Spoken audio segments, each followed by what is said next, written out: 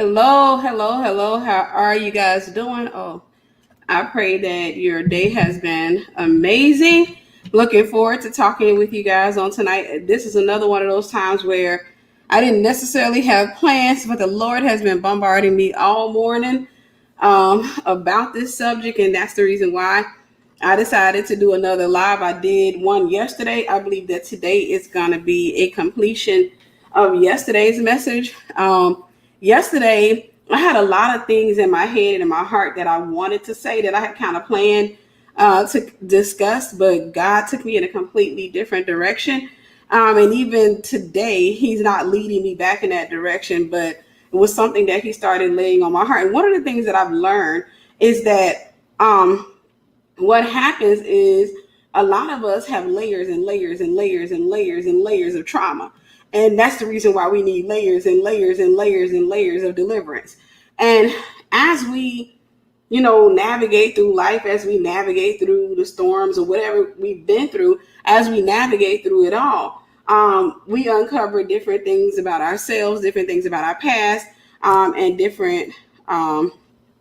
just different things about ourselves. So I'm going to allow y'all to come in, but I ask one favor of y'all, and that is that you like and share. That's the only favor I ask, is that you like and share. And this is just one of those things. Give me a second. Like, and share. Like and share. And I believe that you guys are going to get some of that. I'm going to try my best not to do too long tonight, because I kind of have it in my head and in my heart what the Lord wants me to say, or I'm going to, just let Him talk, of course. But I wanted to talk about the golden child syndrome. The golden child syndrome. And it's not going to be a discussion like, we talked about golden child before, and you're probably thinking about, when you were growing up, and we talked about the scapegoat, we talked about the golden child. And I want you to understand that I'm not going to be dealing with that on a parental level, not on a natural parent level or what have you, not on your childhood level. I'm talking about spiritual. I'm talking about the golden child syndrome that many empaths or many prophets and prophetic people have a tendency to go through or to suffer through. I believe that tonight's lesson is going to help you to kind of become secure in whatever places that God sends you into, whether that be a church, but wherever it is that God sends you into, it will help you to become more secure in that place. The reason this is important is because a lot of prophets and prophetic people are so wounded. A lot of empaths are so wounded that they can't stay still. A lot of prophets, prophetic people, empaths are so wounded that they will not commit to anything. They have commitment issues. And I believe after tonight's lesson, I don't believe you'll have commitment issues anymore. If you take the revelation, if you take the wisdom, if you take the knowledge and you apply it to your life, if you sit back and you say, okay, I'm going to make a change to my life, I don't believe that you will suffer through that anymore. Give me a second.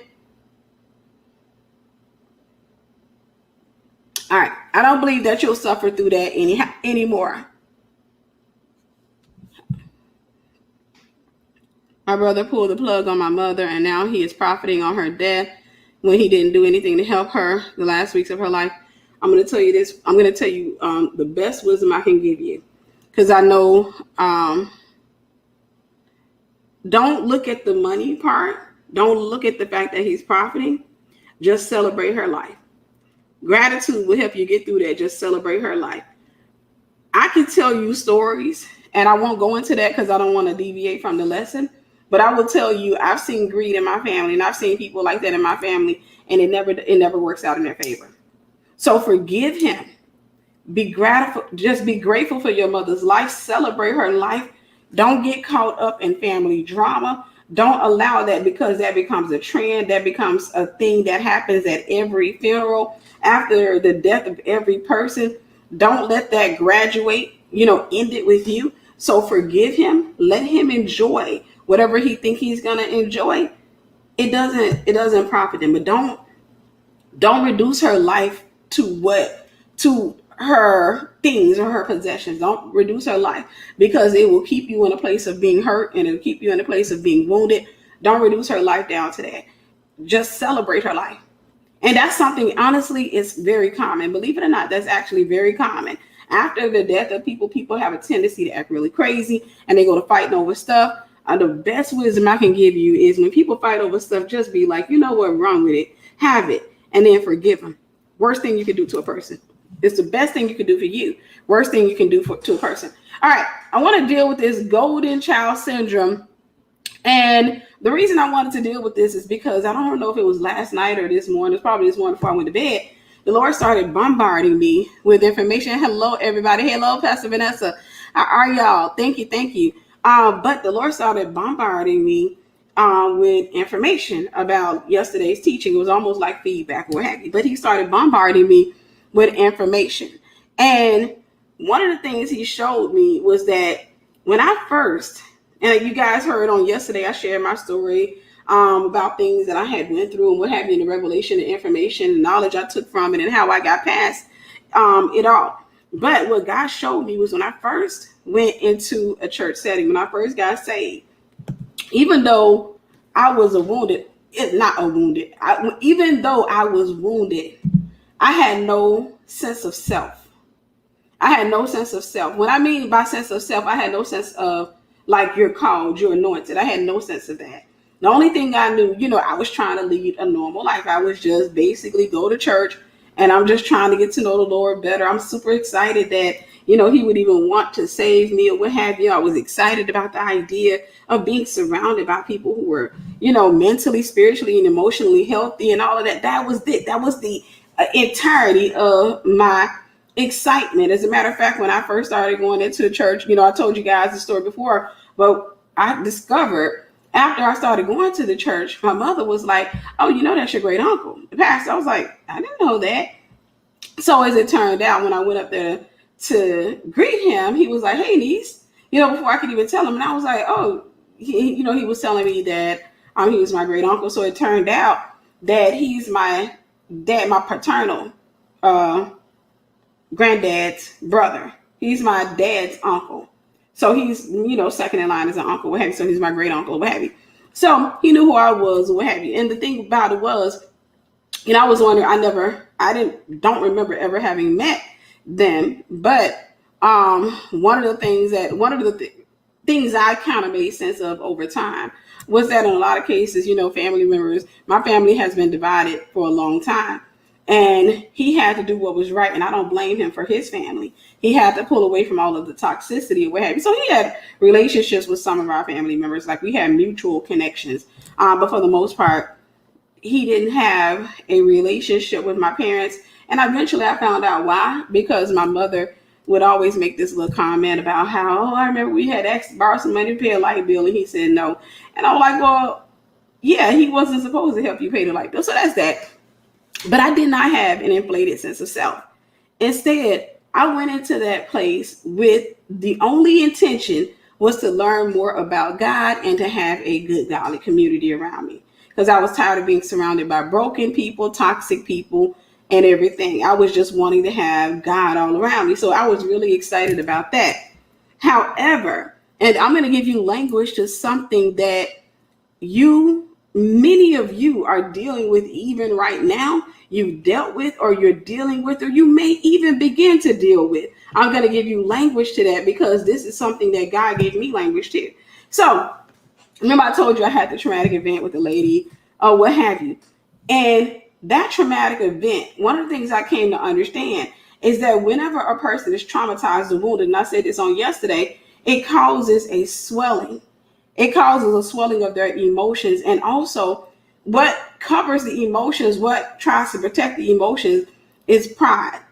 Because it's a guarding spirit, but even within self, when we're not dealing with it on the spiritual level, pride is like a scab. It comes to cover like whatever issue that has. So you end up having a lot of pride in an attempt to protect yourself. It's going to make sense after a while, but you end up having a lot of pride in an attempt to protect yourself. Then it causes an inflated ego. And this is something that every prophet, empath, a prophetic person, when I say empath, you're a prophet, a prophetic person, but every prophet, empath, and prophetic person needs to understand this. It causes an inflated sense of self. So when I went through that trauma, it created and inflated like an awareness. I was kind of like Eve in the Garden of Eden. Eating, all of a sudden my eyes were open. Because before then, I was just a happy congregant, going to church, coming home, loving on the Lord, being excited, and then trying to drag my family to the cross. I was that person that came home and was, always telling my mom about what happened at church and all of that stuff. Mom, God was moving powerful at that church or what have you. And they'd be like, what have you. But I was trying to get everybody saved. But when that happened, it caused an inflated sense of self. And when there is an inflated sense of self, there's going to be a trauma, and it's going to cause you to go into fear. It causes you to go into fear. So in my particular case, there was a trauma, but thankfully, I had a church home. I was still covered, and that trauma was contained because I had a covering.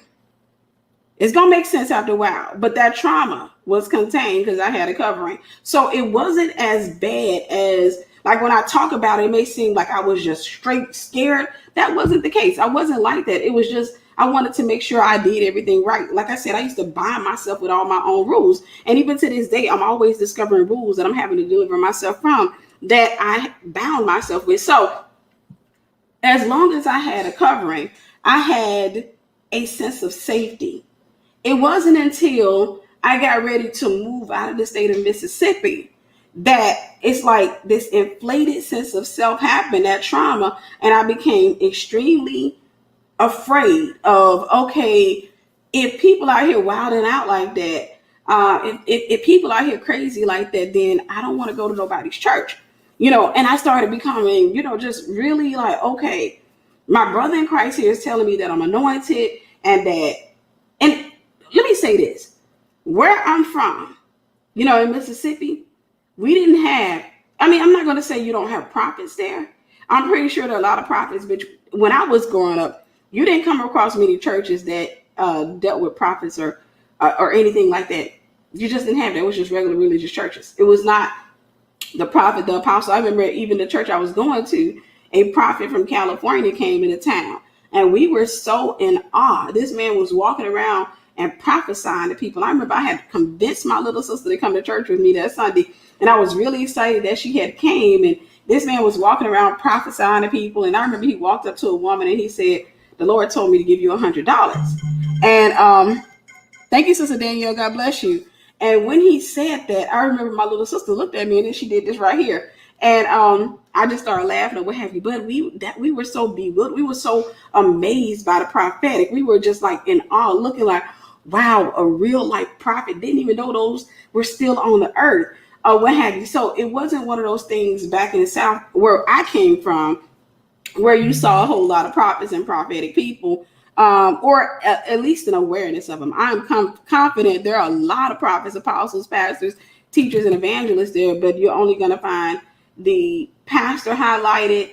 The evangelist is highlighted a little bit, but not too much. The teacher has pretty much almost disappeared in the body of Christ, and apostle and prophet was just not highlighted. It could be different there now, but those things were not highlighted. So I felt safe in my little corner of faith. I felt safe. And even though my pastor was a covering, that was a container. And there was so much more that God wanted to get to me or get me to, but it was a container. And God knew I needed to grow beyond that. But before I grew beyond that, before I came from, and I don't want to say came from under that container, because when I came out of the church, I still identified him as my pastor. No matter where I went to Florida. I went to Germany for 6 months. I went to Florida. In my mind, anybody asks me, hey, I just named my pastor, and that was that. So what ended up happening was, once I came from out of that church, because I had to move, I moved to Germany, I started dealing with an inflated sense of self because I had an inflated sense of fear. Remember I told you pride is a scab. So when your fear does like this, pride does like that as well. It's an inflated sense of self. This scab that comes on fear, and there's a scab that comes on fear. Thank you, Sister Danielle. God bless you. God bless you. But there's this scab that comes on fear, and it's a pride of sorts. And it's pride. In this pride, you say, well, Well, prophets and prophetic people are sensitive. They can be sensitive. So in its pride, you say, well, I don't want to be a part of a church, or if I do be a part of a church, they need to recognize like the anointing or what have you, because I need protection. That's an inflated sense of self. And I'm going to tell you how God humbles you. I'm going to tell you what God does. And the reason I want to have this discussion, the reason that God laid this on my heart is so big. So as you guys begin to come out of religiousness, as you begin to come out of fear, as you begin to come out of your caves, you don't go into churches and mentorships with this inflation, or you at least are aware of it. That way you don't run out of there quickly, because most prophets and prophetic people, when they come from a place of woundedness, when they come out of a place of trauma, when they go into a place, they go in with the wrong mindset. And you're going to see yourself in this as I'm teaching, but they go in with the wrong heart. They go in with the wrong mindset. And me hiding myself in the cave was because the trauma was so big for me. Now, it may not seem like, but it was big for me. The fear was so big for me. And like I said, my greatest fear, when I look back on it, my greatest fear wasn't that, oh, somebody's going to hurt me or what have you. My greatest fear was that I was going to go into the wrong place, be surrounded by the wrong people, and I was going to end up doing the wrong thing. And then I was going to eventually go to hell as a result. I didn't trust God to protect me. I didn't know him that deeply. I was getting to know him, but I didn't know him that deeply to protect me. I'd always felt like I had been protecting myself over the course of my life. And so I felt a need to defend myself. I felt a need to protect myself. So I thought it was my job to make sure that I didn't just go into the wrong spot. So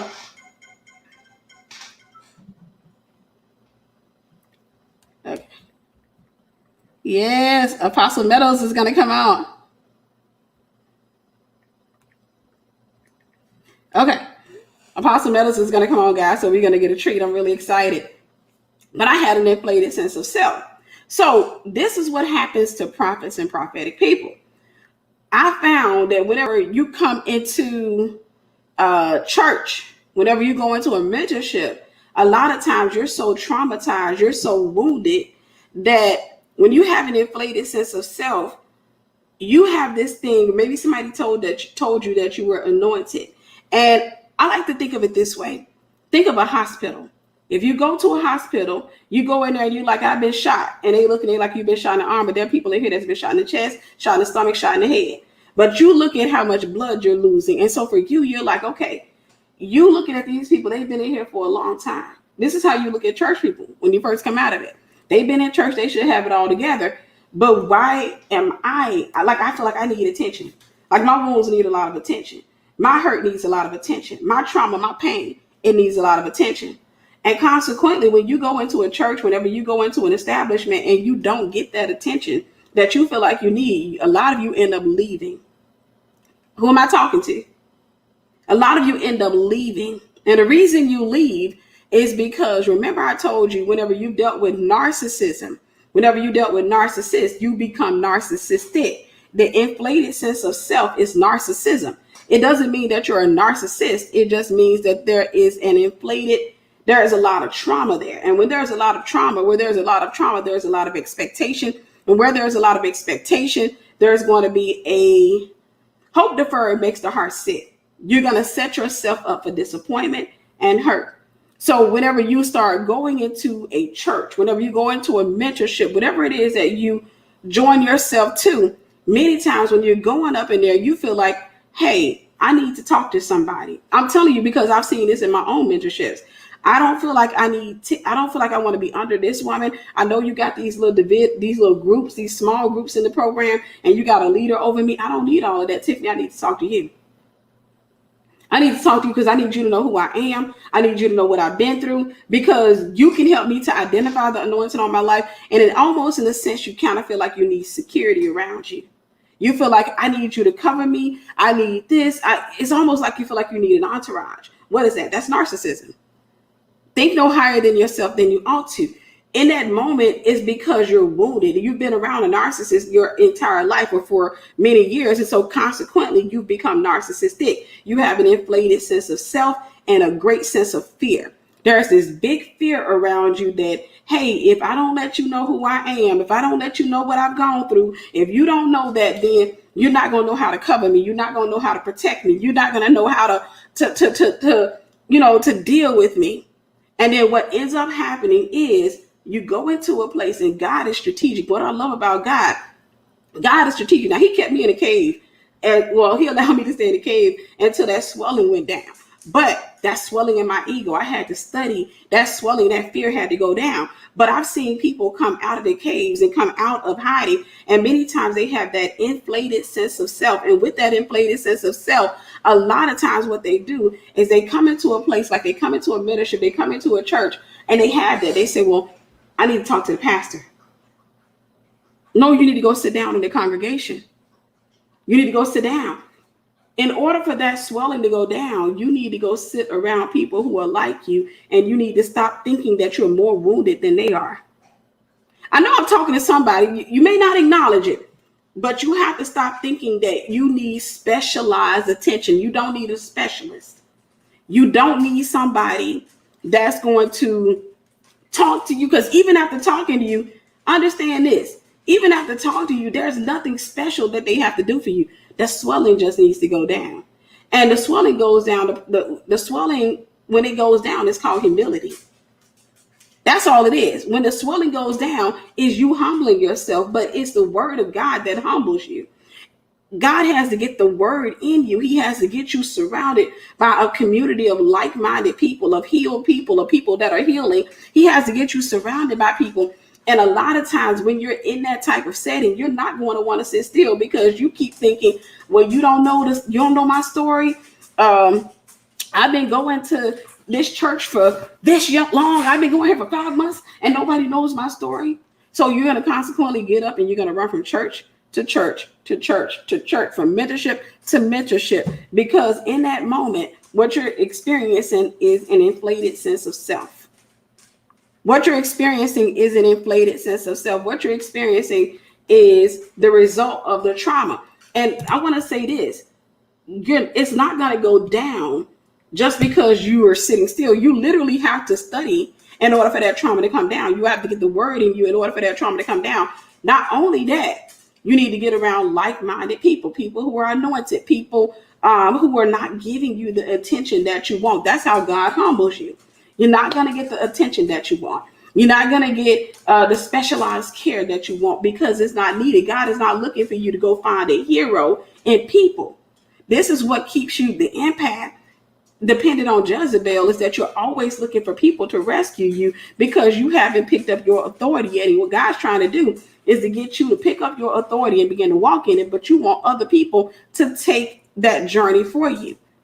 You're looking for somebody else to relinquish your authority to, and so that they can begin to lead you, they can begin to instruct you, they can tell you what to do, they can tell you, and that's not what God is looking for you. So what God does to humble you is he seeks you around people who are on different levels. And you find this girl ain't got that much trauma, that boy don't got that much trauma, and in your inflated sense of self, maybe you start looking around and saying, I just feel like, nobody's paying me any attention.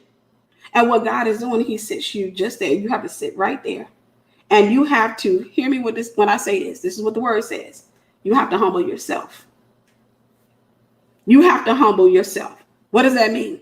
That means that you have to intentionally study the word, seek humility. You have to be honest with yourself and say, God didn't allow me to die when I was in the drama, when I was in the trauma. Why is he going to let me die right now? He's not going to allow you to fail. He knows what you need when you need it. And oftentimes what you think you need is not what you need. You think you need a bunch of attention. You think that you need, I need mentors all around me. Because what you want to do is get on the phone and just talk about your trauma all day long. You just want to talk for hours on end about stuff that people did to you. And one of the things I can say that you need to understand first and foremost is that you're not going to heal if you're still surrounded by those people. You're not going to heal. As long as you got mama around you and mama traumatizing you and you don't put boundaries there, you're going to always need somebody to talk to about what mama's doing. And consequently, a lot of people are not going to want to stick around and hear all of that. A lot of people are not going to want to hear the next episode of you going on with mama, because you're not putting boundaries there. So humans, other people, have to put boundaries around themselves as it relates to you. And you may feel like, people doing me wrong, and I'm sitting here, I'm in the midst of this stuff. No, what God does is he allows people to see, first and foremost, that in order for you to come out of that, you got to be willing to make the sacrifice, and you got to be willing to be alone. And that's okay, because that's the wilderness season. That's a time where God is trying to deliver you from one place of trauma, and he's trying to get you to a place of healing.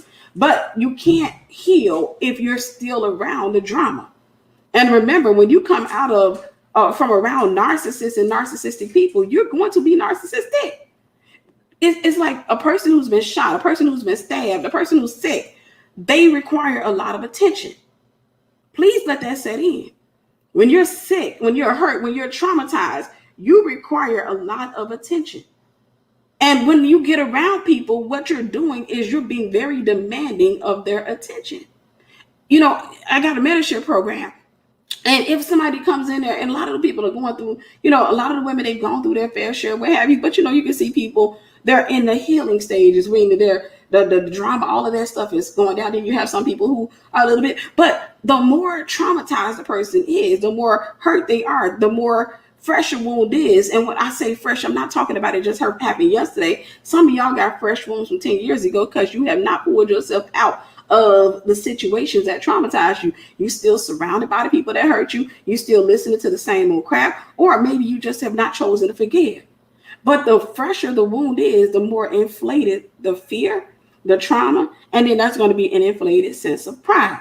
So consequently, you're always looking for everybody to put their attention on you and your hurt. Thank you, Sister Olivia. You're always looking for people to put their attention on you, your pain, your rejection, your hurt, your situation, your story. That's narcissism.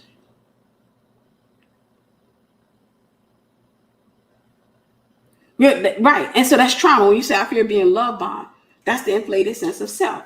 The inflated sense of self. When we have that inflated sense of self, there's this thing where we start feeling like, okay, if I go out, people gonna notice me. Because that's an inflated sense of self.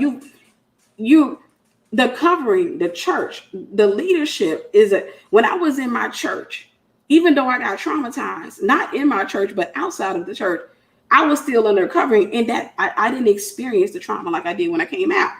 When you have no, and I hate to say this, but when you have no container, that thing swells beyond reason, and it causes your pride to swell, and it causes you to start feeling like, if I go places, like there's some type of aura, some type of thing surrounding me that narcissists are going to come to me automatically. They're going to look me in the eyes and they're going to know. Then they're going to get around me and then they're going to start love bombing me and I'm going to fall for it. And the next thing you know, I'm back in the same situation. It's not true. It's not true. The thing that you have to do is you have to learn to establish boundaries. It's something I used to tell my mom all the time, because my mom was really meek. My mom was very extremely passive. My mom was the epitome of passive, like just extremely, like she just would not tell anybody no. And one of the things I used to tell my mom was that, you have to tell people no, and you got to let them walk away. You can't sit here and kill yourself trying to help people and make them happy while you're sitting there stressed out, and you got to let them walk away. But when you are not accustomed to that, then what ends up happening is you have way too much give. But in order for you to get to that place where you set and solidify boundaries, and not only do that, you begin to walk in those boundaries. In order for you to get to that place, you have to get to the spot where you're okay walking alone. This is the reason for the wilderness season. That's the reason why God a lot of times will bring you to a place where when you start setting boundaries, that you become alone, so that you can see that being alone is not necessarily a bad thing. It's not necessarily, long as you don't isolate yourself. Like I always tell people, get into a good church community. But God will allow you to walk alone so that you can lose the fear of being alone. So you can lose the fear of being alone. My mother never learned the fear of, she never got past the fear of being alone. And that's the reason, that's one of the things that she envied, I won't even say envy, that she admired about me, was the fact that I got to a spot, because my mother used to always talk to me about how I disconnected from a lot of my family. And, she was like, you're not trying to, you don't want to go around family. And I'm like, no, if they are toxic like that, then no. And what was I saying? At that stage in my life, I was saying I'm not healed enough to be around them. I was saying in that stage, I wasn't healed enough to be around them. You have to get to the point and practice saying no. That's something, thankfully, I did as, young. My mother, when she wouldn't say no, I would say no on her behalf. I would say no on her behalf. But there's an inflated sense of self that oftentimes happens when you are coming out of trauma, when you are coming out of fear. And God deals with that inflated sense of self by bringing you to a spot of nobody giving you any attention. And you're going to have to sit down and be still in the midst of that. Thankfully, like I said, I already had a church, and it was a good church. And I didn't have that inflation because I didn't have an awareness of Tiffany. I didn't have an awareness at that stage. I didn't get an awareness until I went through that traumatic part. And then I had my brother in Christ like, hey, you're going to always have it. I'm like, what? That spirit going to chase you for the rest of your life. I'm like, what? And what did that do? It was trauma. It caused that inflated sense of self. And when I say ego, I'm not always talking about ego in a sense where you're like, I'm the bomb diggity fresh, right? No, it's not that. It's more so your ego is swollen, whereas you feel like everything is about you, your problems, your situation, your pain, your rejection. So you make everything about you. You make everything about what you need. You make everything, oh, I went to this church and then nobody paid me no attention. You go to the altar to get prayer and maybe the pastor walk by you or the people walk by you and they don't pray for you first. And you got this inflated sense of self. And when people have an inflated sense of self, they oftentimes have these narratives going on in their minds that are not true, because this is the trauma. This is all the things that they've gone through that's being regurgitated. Thank you, Sister Georgianne. God bless you, sis. That's all of that trauma that's being regurgitated. All of that rejection. See, this is the thing. Whenever you have been wounded, whenever you have been hurt, all of those issues, all of that crap that's on the inside of you, when you don't get that attention, you go through the deliverance that your mama should have went through. For those of you who had traumatic moms, broken moms, the narcissist, whoever the narcissist was, you started experiencing all of those things that were in them as a part of your deliverance began to rise up. Rejection begins to rise up. Fear of rejection begins to rise up. All of these things are like vomit. And what you have to do is when those things are moving, you have to be still. When those things are moving, you have to sit still. That means that if God put you in the church, you got to sit there through the offense, through the hurt, through the perceived rejection, actual rejection, whatever it is that happens, you have to sit still in the midst of all of that because God is trying to take you through deliverance. But if you move, you're following the rejection. You're following every spirit that's trying to come out of you. You are following that stuff because you don't understand what's taking place. You have this understanding or this dream of what's supposed to happen. This fantasy of what's supposed to happen. It's supposed to be like this. It's supposed to be like that. And it doesn't work that way. It doesn't happen that way because God's not going to allow his people to feed the narcissism, because the narcissism within itself that you may be experiencing is nothing but the trauma. This is just, remember I said, if you're around a smoker, you're going to smell like smoke. You've been around it your entire life. So consequently, you smell like what you've been through. Should I move to another state? I need to know because I'm around narcissists. I can honestly tell you have to overcome that. You have to overcome them because I'm going to tell you from experience.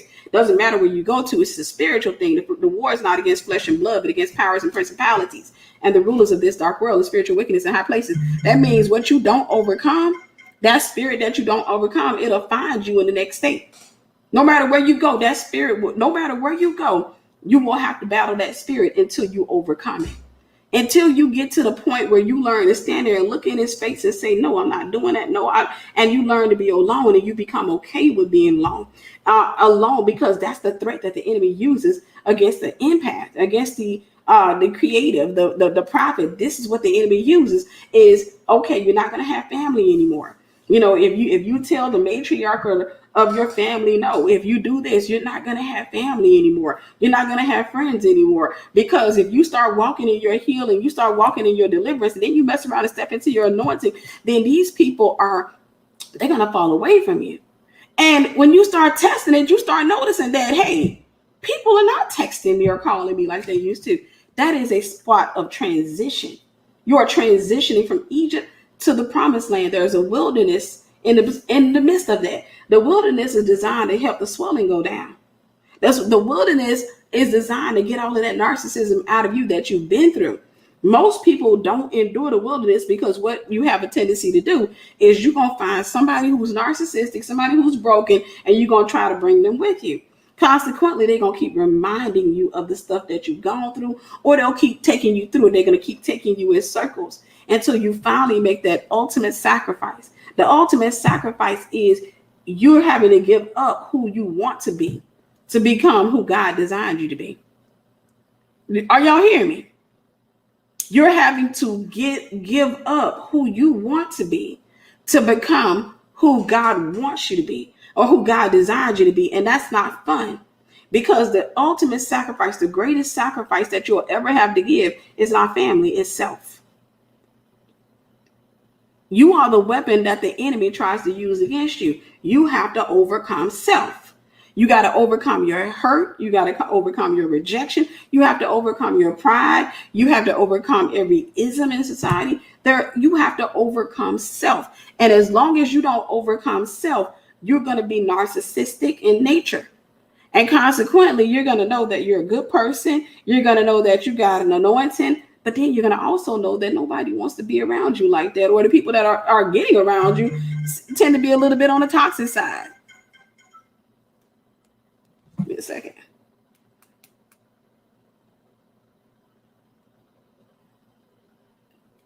Let me see here.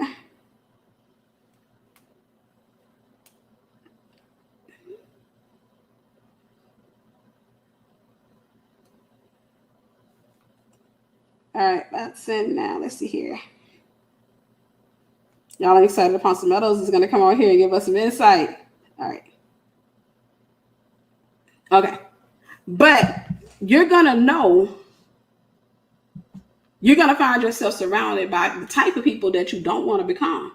And the whole time you may be rehearsing in your mind, I want good, golly, saved people around me. I remember thinking like that when I had first started going to my, my first church, and God didn't allow that. And I thank God that he didn't, because I would have actually twisted those people's minds because I wasn't healed enough. And here's the thing. Whenever you come out of brokenness, you really don't have a sense of authority. That's problematic. Everything that God creates, he places rank. And if you don't have a sense of rank, what you're going to do is you're going to make everybody equal to you. Now, you may go into a church and you may honor the pastor, but you're going to keep trying to make everybody else equal to you.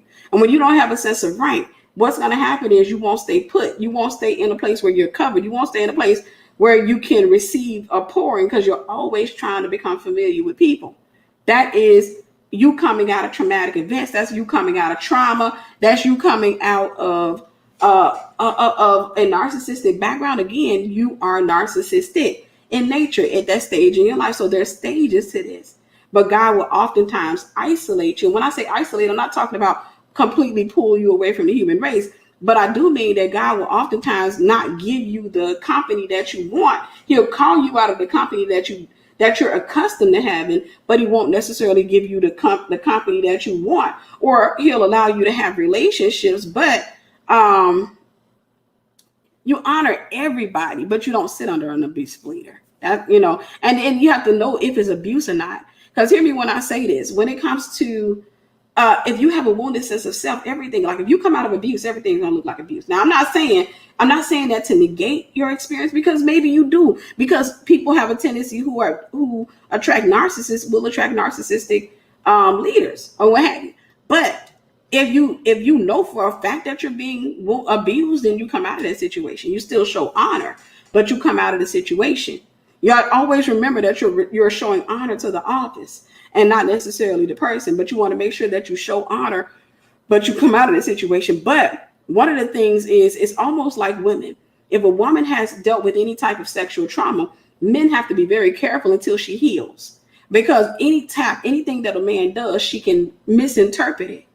She can misinterpret it. A man tap on her shoulder, and she's like, "Oh my gosh," and she'll have an inflated response because in that stage in her development, she feels like everybody wants her. That she feels like that, and nobody can do anything innocent around her. She has to get to the point where that healing comes, and then she comes to understand, okay, this happened, I was broken, and I had the wrong people around me, and there are good people out there, good guys out there, and a tap on the shoulder don't mean anything. She can't read into everything. But if you come out of a place of abuse, oftentimes anything will. So if you were in mentorship with me, for example, and I corrected you, you may see it as abuse, because the last person who had a tone with you was abusive. So consequently, you will see any inflection or any person saying, "Hey, don't," or "No," you may see that as abuse, because it's going to look very similar in that stage of your development to the abuse you came out of.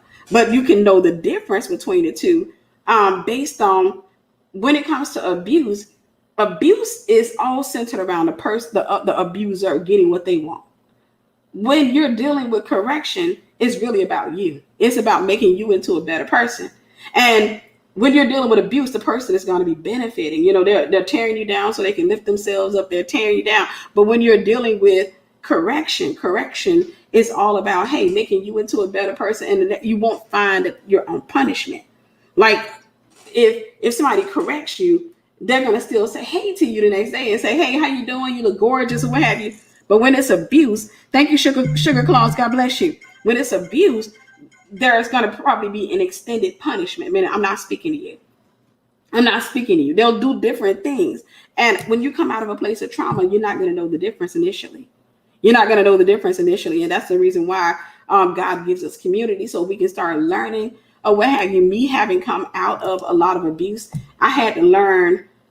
I won't even say I had to learn too much, because I think for me, for the most part, I've always been surrounded by corrective people as well. So I knew, okay, that's correction, and I knew what was abuse. And I think I came to understand, because when I dealt with abusive people, it was just all about them. Not only was it about them, but it was something that lingered. They just kept bringing it. They kept doing it. But when it was correction, it was, the person was like, "Hey, don't do that. That was wrong." But it didn't linger, if that makes sense. It didn't linger. So there's an inflated, let's stop real quick. Apostle Meadows is going to come on in a minute and bless us. Do me a favor. Make sure that you like and share. Make sure that you like and share. Don't hold this. Don't keep this, because I do believe a lot of people are going to take this and get free. Because a lot of times what happens to the prophet or prophetic person, they escape Jezebel, but they go off into a cave and they never really get the healing, the development, and they never get what they need to walk out their assignment. They never complete their assignment, because many times they go into a church setting or they go into a mentorship setting and they start reproducing the pain. Whenever you're accustomed to pain, this is what I've seen within my own family. People who are accustomed to drama, people who are accustomed to being hurt, begin to manufacture their own hurt. They begin to manufacture their own pain. What does that look like? They see drama where there is no drama. They see pain where there is no pain. They see rejection where there is no rejection. They begin to manufacture their own drama. I can't tell you, like me hosting mentorships and programs, I can't tell you how many times I've had people who created drama, and I'm sitting there looking like, what just happened here? Somebody reaches out like, "I don't want to be a part of your thing anymore. You're showing favorites. You're doing this." And I'm like, no, actually, I give you a lot of attention, but because the stress, because of the stuff that they've gone through, they're not accustomed to peace. See, my air conditioner, the reason in the beginning of this video, you notice that I was sitting there looking, I was actually pondering whether or not I wanted to stop this video so that I can go and cut my air on. I cut it off earlier and I started feeling the heat. I'm okay, but I started feeling the heat or what have you. And I was like, do I want to cut this, off or what have you, this video? But what I'm saying is, even though it's probably 73 degrees in here, my air conditioner stays on 70. So anything that goes above 70 feels like heat to me. But last year, my air conditioner stayed on 74. I was thinking about that. Whatever temperature you're accustomed to, that's what you're going to feel. Hey, we got Apostle. Hey, What Apostle. do? Can you hear me? Yes, perfectly. Perfectly. What's happening? Oh, it's good. It's good. You came on perfect timing. You came on perfect timing. We're talking about the golden child syndrome. A lot of times when people get hurt and or they come out of really traumatic backgrounds, this inflated sense of self that they have. Like if they come into a church, I know you've probably seen it, where people kind of want all of your attention because they feel like I'm supposed to get all the attention right now, and because I'm hurt or because of what I've gone through or because of um, or maybe this sense of, hey, I'm anointed and nobody notices the fact that I'm anointed or what have you. So what would you say? Like, what have you experienced? Well, I mean, I think it's definitely common. And I think that we all experience it to a degree. But I think this is why I think the accountability, the community, the word of the Lord is sure, is sobering. You know what I mean? And it Hebrews 4:12 says that it divides between soul and spirit. You know, it divides between, your preference and your purpose. And whenever you go through something like that, I mean, I think anybody, I mean, we all have what we call self-preservation, and those mechanics go into effect the moment you feel like you're in danger, the moment you feel like you got to defend yourself, and you do become the most important thing. You know what I mean? Like, if you're in danger, you become the most important thing. You're like, hey, I gotta save myself. The challenge is after the danger is gone, right? After the threat is gone, why is it that we are still prioritizing that survival instinct or that survival type of mindset? And so I think 100% we see it a lot. I mean, in churches, I mean, in relationships, if number one, especially relationships, you know what I mean? Because if you've been through a traumatic relationship or an abusive relationship, when you come into the relationship, it's like, well, I don't trust. And you got to do this to gain my trust. And I think sometimes we forget that the other person has been through stuff too. Yes. And that should give us a level of empathy that should bring balance to our ego. But if you have no self-awareness, then I think, and if you have no self-awareness, and then if you don't have a partner or a spouse, or if you're not in a community that can just be honest with you and be like, okay, look, every time we start talking, you always take us back to, I mean, and it don't even have anything to do with it. We out at the mall and we talking about, hey, I want some ice cream.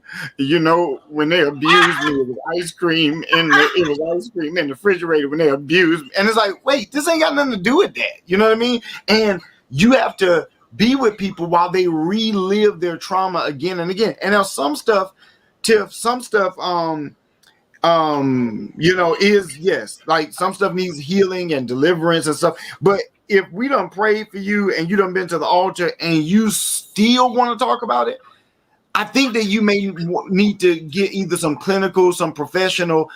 I think you need to talk about it, but you need to talk about it with people that can either give you coping skills or give you the tools that you need. But just rehashing the conversation in casual conversation, I don't think that's always productive. But yeah, I've seen it a lot. Well, you think a lot of times, I think it just in my experience, a lot of people develop this thing where they start wanting attention, and good attention, bad attention is just attention. And so a lot Right. of times I notice that some people who refuse to heal because they got a lot of attention when they were wounded. And when they got Right. attention because they never got it as a child, it becomes a false love of sorts. Like, and they start feeling like, well, I need this attention some more. I need this attention some more. So they keep on rehashing it. What were you gonna say? No, I was gonna say, and it becomes almost a claim to fame.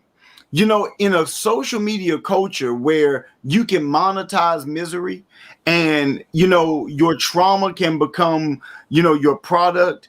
It's almost like people want to have drama. They want to go through stuff. They want to stay hurt because staying hurt keeps them relevant among other hurt people. You know what I mean? Like, so I think sometimes the culture, it kind of becomes a catalyst for that. And we never really heal because, get this, it's hard to heal when you're posting it. I just came on here and I feel the anointing already. Look, did you hear what I said? Like, we're so in a rush to share it, to post it, to make it an Instagram, that we're really not healing from it. And I think that that's a lot of times what's happening is that, we're not really addressing the issue. We may have conversations about it, we may pontificate about it, but we're really not addressing the issue. And it causes people to be it causes people to relive these traumatic events, and they never okay, because, and I think you've heard me teach this before, but your soul stops growing in the place that you were traumatized. Yes. Right? So if and I'm not talking about your natural age, you know what I mean? It could deal with some development, but more so I'm talking about your spiritual development. So let's say that you were going through your adolescence, your puberty, your pubescent years in the spirit, where you're discovering who you are and you're trying to find your voice and so forth. In that point, if you are traumatized, then your soul stops growing there. So even though you may continue to age in the natural, you're still a baby, or you're still a juvenile in the spirit, meaning that you're still looking for the things that a juvenile would look for, whether that's an extreme, an inordinate, and unhealthy amount of affirmation, whether you're still very sensitive, you experience rejection in an amplified way. All of these things are because your soul is still in the place that you are traumatized. And so I think that this is why leadership is so important, because our job is to identify those areas of latency, or those areas where you've not progressed, and then give you the tools to do so. But yeah, I'm sorry, I didn't mean to interrupt you. No, you're good. You're blessing us. So how would you develop somebody like that comes in with that inflation, that hurt, that how would you how would you develop a person like that? Because I've noticed that, I know with me in the mentorship and all the mentors I've ever had, I've always had people that come in like that. And sometimes they'll go out and get a PhD and everything else, but they're really wounded. And so they don't like the whole idea of having to work with people that they feel like they're more important than. Yes. And they don't like those ideas, and they can be very condescending, very abusive, and then they're gonna come out and quit. But how do you deal with people like that? Okay, so number one, I think that we have to understand that pastoring is like parenting is like pastoring. Discipleship is a lot like pastoring, and it's a lot like parenting. And what I mean by that is, if you have a child, or if you have more than one child, you will know that, yes, you can have standards for the house, you can have rules for the house, but different children have different personalities. Different children learn differently, right? Some may be auditory, some may be visual, some may be kinesthetic. And because they have different personalities and they learn differently, while the standard may be the same, the way you enforce it, the way you deal with it, the way you talk about it is always different. And you have to know that. Yeah, and again, and everybody won't agree with this. I'm just telling you from my experience and based on what I've seen, is that you have to be very meticulous and strategic with and at what stage. And the reason why you have to be very meticulous with it is because it can look like favoritism, in the sense of sometimes you won't be giving them time and attention because they're hungry for it. And in that stage, you can become an idol if you give them too much time and attention. So you purposefully withhold some time and attention. And they may many times feel rejected because they see you giving time and attention to others. The soul must survive this stage. And hopefully it causes them to cling to the presence of God, and not necessarily have resentment grow in their heart towards their leaders or toward men. And I think that the way they stay sober-minded in this, is the word of God and being accountable with their feelings. See, people that are rejected don't really, a lot of times they manage their rejection the opposite way that they need to get healed. And a lot of times when people deal with rejection, what do? They run, they hide, and they run. When in actuality, they would do better to say, I feel rejected. They would do better to say, do you not want me to come? Or do you want me to, like, they would do better. So somebody could actually at that point explain it, because the reality is usually far less threatening than what rejection makes it to be. And so they would have to be accountable with that. So I'm gonna tell them, hey, look, I'm not gonna be at your beck and call. All right. I love you. I'm here for you. But number one, I want you to establish some covenant relationships within the community, because I can't be your end all be all. All right. So I want you to establish some relationships, and we can meet. Let's meet once a month or whatever the case may be. But look, the times that you feel rejected, you feel like somebody's throwing you shade, throwing you a side eye, whatever the case may be. I'm not saying that it ain't true. They could be doing it, but I want you to hear my heart and say, because of what you've been through, you're going to see that everywhere. So before you jump to conclusion, if you ever see that, let's have a conversation first. Can you be accountable to that? And if they can commit to that for a good 3-6 months or whatever the case may be, then we can move on to another stage where maybe we start having a little bit more FaceTime. Maybe we start having a little bit more impartation. But do you follow what I mean? And again, it's different depending on personality, but that's how I would pastor them. That's how I would approach them. And I wouldn't do it in a weird way. I would just do it in a very organic way. Yeah. How do you deal with the ones that never, because I think the majority of people, from my experience with people, the majority of people won't get to that point where they say, hey, I feel rejected. They just gonna leave. The majority of them, they just get up because and a lot of times they don't know how to leave amicably. They feel like I need to make some noise before I leave. Send you an email, an ugly email, right, something like that. How do we keep people like that? Like, what do? We just let them go? Because I can be honest, and many times when I've had people like that, I'm just like, okay, I just let them go. I just let them go.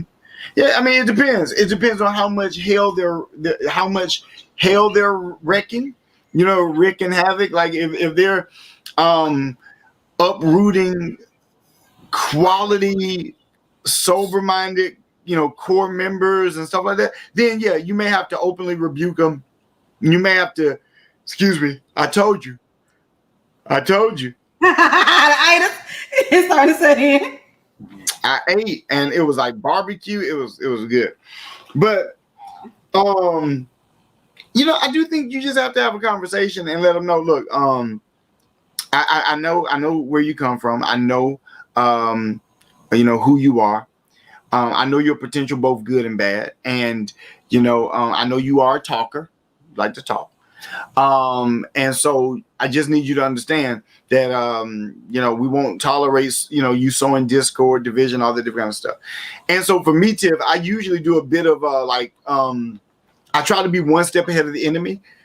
And so what I would usually do if I know I have a troubled person like that, I've already told all my leaders, hey, watch out.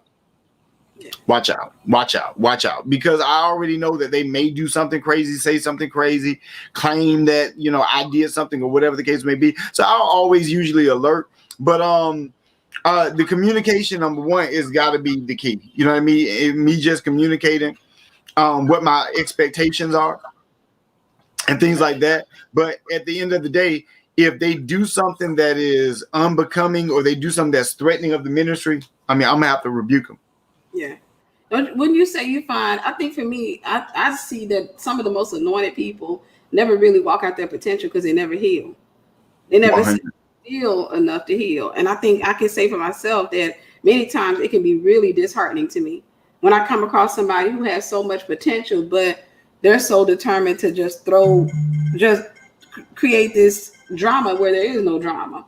And like somebody just asked, how do you deal with someone you're working with your junior bad mouthing you to other people? Number one, you got to let your character speak for you. You know what I mean? If you have rapport with them, if you have a good reputation, Sometimes you don't need to address it. And number one, making sure that you distance yourself and don't allow people to use proximity to manipulate perception. So if, a lot of times they'll try to act like they're close to you and be, talk. And it's like the moment I feel like you're talking to me, nobody will ever see me with you. Because I don't want them to think that, whatever the case may be. So, making sure that you distance yourself. And if you do have quality relationships that you feel like are being poisoned, go to those people and have a conversation. Yeah. That's awesome. That's awesome. No element of confidentiality. I don't know what you mean. I guess they just tell everybody everything, I guess. Oh, yeah. Handbooks. Always study handbooks. I always tell people study handbooks of the company. Thank you, Sister Shauna. God bless you. Thank you, Sister Tia. You guys, make sure you are sewing in Apostle Meadows. Do me a favor, like and share, guys. Make sure you like and share. There are a lot of people that need to hear this. I'm going to post Apostles Cash App, but make sure that you like and share this. It's going to be really, really, well, it's already really, really good. I know you already been on here for what, an hour already? Yeah, maybe. Yeah. It came on and I'm ready to get into it. Let me go get me something to drink so I can wake up. I'm ready to go in deep. Come on. Hey, I'm ready. I'll be right back. All right. Do me a favor, guys, as y'all are in here, like and share, because you have no idea how many lives and how many people you help to impact. So it's not just that I'm teaching, an apostle is teaching. It's also that you are teaching because you are sharing and you are liking and you're engaging. So make sure that you're not just ghost watching and, kind of hiding out in the side. But this has been really, really good. Really, really good. And again, what I was talking about is the inflated sense of self. And it's important for you guys to know because many of you, like I said, are in a cave and you may come out of a cave or you may be in a church right now and you're dealing with that inflated sense of self. And consequently, you may be ready to come out of that church. You may be feeling like, well, I don't feel like I'm called to this place. I don't feel like the people understand me. And it's been my experience when I come across people like that. A lot of times they truly are anointed. They do have a call on their lives, but they just refuse to heal. Notice I use the word refuse to heal because you have to agree with healing. But if the other person don't want to hear what you have to say, what do you mean? So let's say you're talking about a pastor. Did you try to set something up with the pastor? And how many times have you done it? And in which way did you do it? So, for example, Apostle is my pastor, and I serve as an ambassador. And so, a lot of times, a person can say, "Hey, he's coming out the sanctuary. He just got through preaching. He's getting ready to go home." So, if you come popping out the sanctuary saying, "Hey, I want a meeting," then that's probably not the best time. It's best to set up a meeting. What are the signs that somebody's refusing to heal? Regurgitating the same stuff, refusing to get a therapist, always expecting people. Give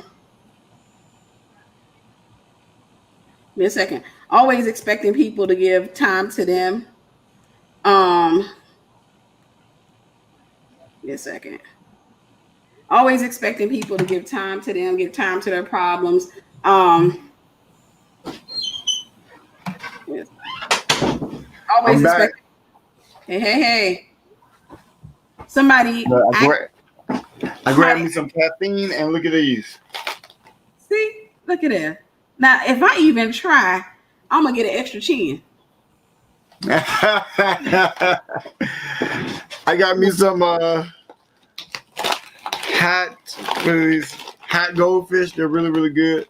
You work out every day, so you can do that.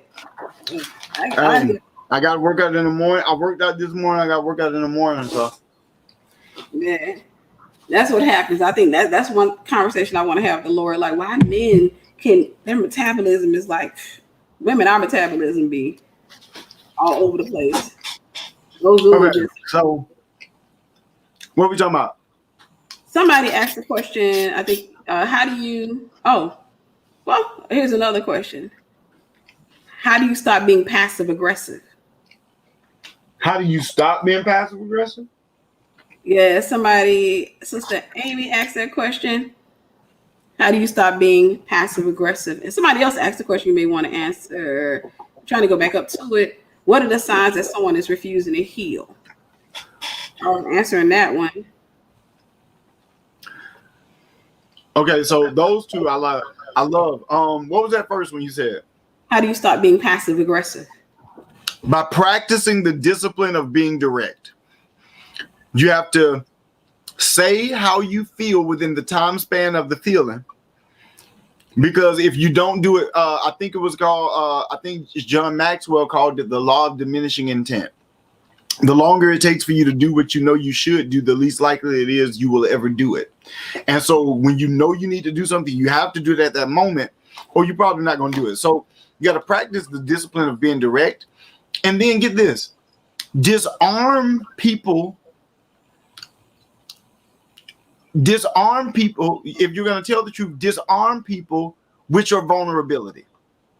And what I mean by that is a lot of times when we're nervous, we try to overcompensate for our nervousness with an inordinate amount of confidence, which feels like arrogance. And it comes off like, I just want to tell you something. And it's like, it comes off the wrong way. Yeah. So a lot of times, if you can disarm people by your vulnerability, by saying, hey, I really feel like uncomfortable telling you this, or I really feel nervous by saying this, but I don't know if you meant to say it like that to me, but that was kind of rude or something. I don't know. You know, if you can disarm them by your vulnerability, they won't be so combative. They'll try to at least clarify. And so that's how I would say you deal with your passive aggression. Look, Tiffany, hear me. This should be a masterclass right here. This is good stuff. It is. It really is. It really what is. Was that second one? The second was, what are the signs that someone is refusing to heal? Watch me. Simple. They keep talking about it. Oh. Well, okay, I got a question then. I'm always talking about my past, but in a ministry sense. And I always don't. That's not discernment. No. I'm talking about you talking about like. I'm not talking about what she said, but I'm just saying it makes me conscious because I'm like, a lot of times I don't want to talk about it, but I kind of feel like I have to. For a point, but I oftentimes wonder if I'm going, like, if I'm rehearsing or if I need to, yeah. But so, what are the signs someone is refusing to heal? But when you're talking about it, are you rehashing the feelings? No. That's what I'm saying. You're not going back there. See, you can never move on if you keep going back there. Yeah. Yeah. That's good. That's good. Somebody else had a question. I'm going to pull it up. Give me a second. Somebody said, are those good? Red hot. Good. They spicy? Oh, yeah.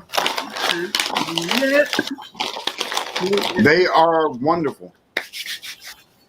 I come out rude. Some people in my family have told me. All right, I thought I saw another question. But my question, okay, I did see another question. I had one. How do you stop trying to be over ourselves all the time? Also, how do you stop trying to be over ourselves? What do you mean, sis? I guess you're trying to say, how do you stop trying to... Okay, let me ask another question. Emotions come up when talking about, should a person seek therapy if time isn't healing them? Yes. Time doesn't heal people, though. I can honestly tell you, you just get numb over time. Right. It doesn't heal people. That's one of the most popular things that people say is that time heals all wounds. And I can tell you, I had a lot of them, and time didn't do nothing to them. Time didn't. The only thing that I had to do was actually confront them individually, and to talk about them, to discuss them, especially for a lot of us that come from the South, come from homes where we were kind of brought up in secrecy, like a lot of crazy stuff that happened, like you're taught that you can't, talk about it. You can't share or what have you, because that makes the family look bad or what have you. But a lot of times you do have to talk about it, and you have to talk about it in a safe space. Because I think if you talk about it to the wrong people, the very definition of gossip is really talking about it to people who can't do anything about it. People who are, talking to the wrong people. But It has to be with somebody who has healed, has oversight, has wisdom, has knowledge, has understanding, and who's not going to rehash it. It can't recycle. It has to be in a contained space. It has to be in a contained space. So give me a second. So, Dad, what would you say when it comes to somebody who, or to the people on here who are in a cave? As a result, I know we're always asking to talk to the people in the cave, but I believe there are thousands of people on this channel that are in caves, that are hiding out. And many of them have gone to churches, then they left out again, and they go back to another church and they leave out again. And they're always looking for some type of healing. What would you say to people like that? Because I think there's a misunderstanding of what healing is. What would you say? Like, what would healing look like? Or the process of healing look like?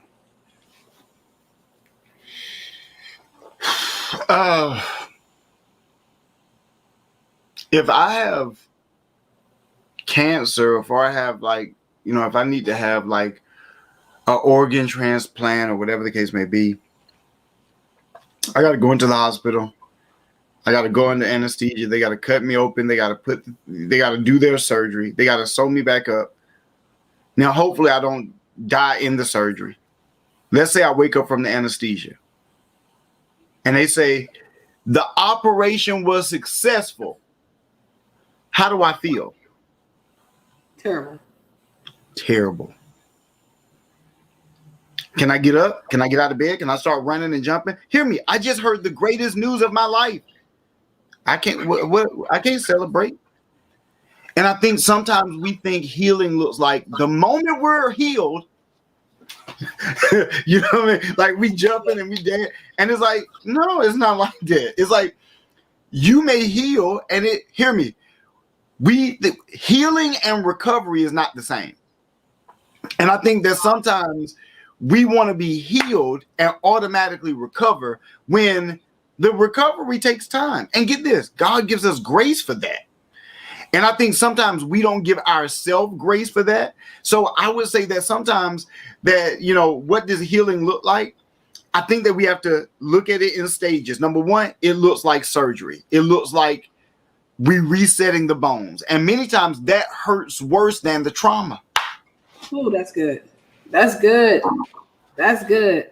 Right? Come on now. You were playing, you were doing whatever, and you broke a bone. But when you go to the doctor and you're sober now and you ain't got the adrenaline and you ain't got the whatever, and they got to reset that bone, sometimes it can hurt worse. But the doctor is not trying to hurt you. The doctor trying to heal you. Do you run away from the doctor? Now, again, if you're from the Afro-American context, maybe you don't go to the doctor. But I'm saying, you ain't hear me. Nobody goes to the doctor and they reset a bone and you leave them with something. I got hospital hurt. That's true. That's true. The nurse was mean to me, and but they was helping your butt. Like they did all of that to make sure that you left the hospital healed. But when you say you gotta recover, go ahead. When you say that, that's what you have to do, even with people who come into the church traumatized. You have to hurt them in order to get them healed, and it's not the hurt that they thought, because maybe it's the not getting their feelings. You gotta hurt their feelings. They're not getting the attention they thought they needed. They're not getting the help they thought they needed. And then they get correction, and then they think correction is abuse because they've been through abusive situations. So I think that's what the church looks like. Because I can say, when people coming out, I know for me coming out of a lot of abuse, and I can say, I can look at some things and say, okay, that's not right. But I know that I had to learn to define abuse, define abuse, define this, define that. Oh, have you? Somebody asked, how can I get deliverance from my last marriage? I need to recover from abuse. So how do somebody recover from abuse? I think you speak to that first because you've been married like 4 times. I knew it. Not 4. 2. So you speak to that first and then I'll go. Forgive and come full circle. And you come full circle about taking accountability. I have never healed from anything without taking accountability. I believe accountability is the end of a cycle. is when you can find yourself in the problem. So I can look at both of those marriages and see where, first and foremost, they ended because they started. They didn't end because they did this or they did that. They ended because they started. We were unequally yoked. One, I rebelled against God. I did everything wrong. And then when the time for harvest season came, I was complaining about the fruit, but I wasn't talking about the root. I wasn't talking about what set the stage for all of this stuff to happen. So there are certain people that you will not attract to you if you're in the will of God. I was outside the will of God. So I'm gonna attract, like Apostle, you talk about the like Eden being a garden, the will of God being a garden, and then the wilderness being. And I always tell people that in the wilderness you attract wild animals. That's not where God wants you to be. But a lot of times in the wilderness is where we want to date. Because we're trying to get healed. We got an inflated sense of self at that time. But once I took accountability and I said, they could be wrong, but at the end of the day, I did that to myself. I set myself up for that. That's how I started recovering, was taking accountability and accepting that, okay, while they were wrong, I was wrong. And actually, the marriages reproduced what I was doing to God.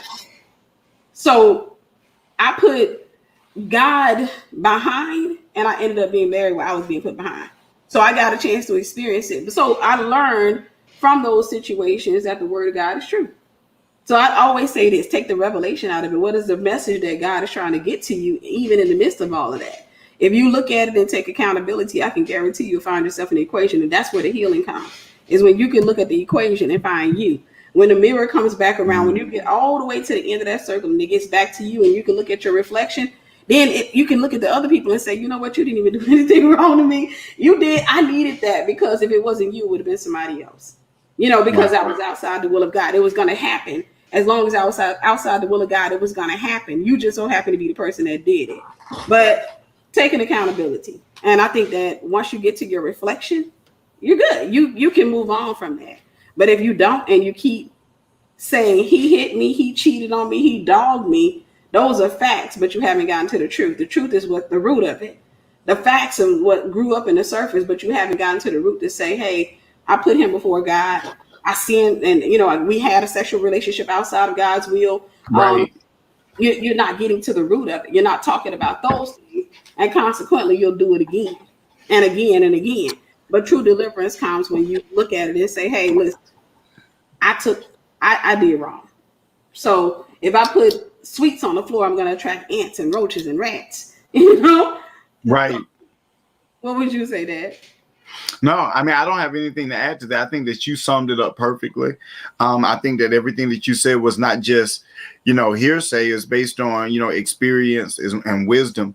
So, no, I think we can go to the next question. Next question. Can you have an inflated sense of self and also low self-esteem? Yeah. Yeah. Yeah. Because you don't have to think you're important to think that to not like yourself.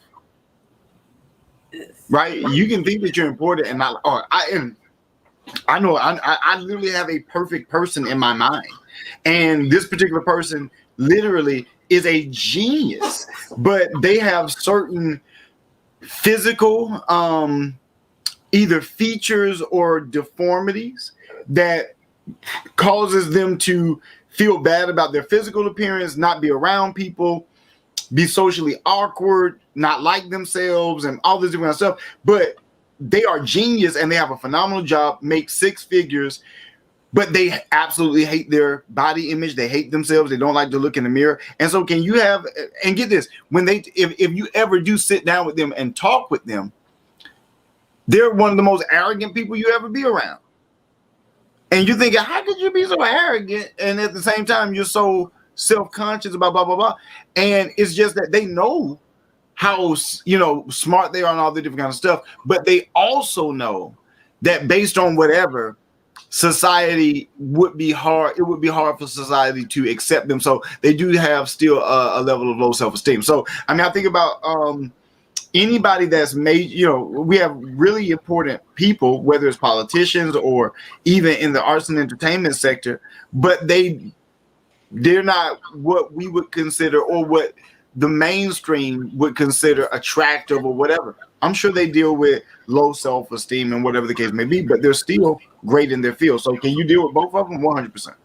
Yeah, and I think too, in a lot of times it's a cover up. An inflated sense of self is the cover up for the low self esteem. It's just that's good. It's manufactured confidence. Just because of the stuff or what have you. So they do that. They project what they wish they had, but they don't necessarily have it. Right. Somebody asked this question: how do I tell my mom nicely to pray for your husband? Stop complaining about him to me. I'll say this real quick. Stop letting her complain. Because, you can't tell people to stop doing something, then you hold the phone. Stop letting them. You just have to set a boundary and say, hey, I used to tell my mom this all the time. I love my mom. But I used to tell her, like when she complained about folks that she would I said, Mom, you like it, I love it. I said, you like it, I love it. I keep telling you, I don't want to hear about it. And that's it. I would end the conversation. I said, I don't want to hear about it. If you like it, I have no choice but to love it. Right.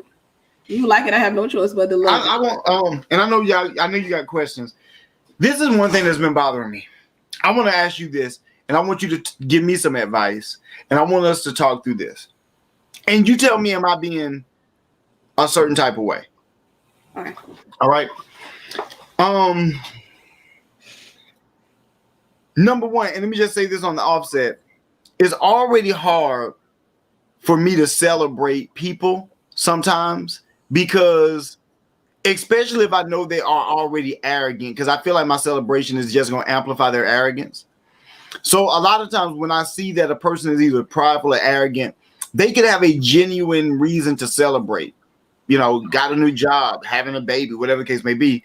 And while I'm happy for them, sometimes I don't want to be overly visibly excited, because I know it'll go to their head. Yeah. And so I struggle sometimes with, do I celebrate them, or do I, because I don't want to not celebrate them and they feel like you never celebrate me, whatever. So there's this young couple, and they have businesses and super business minded.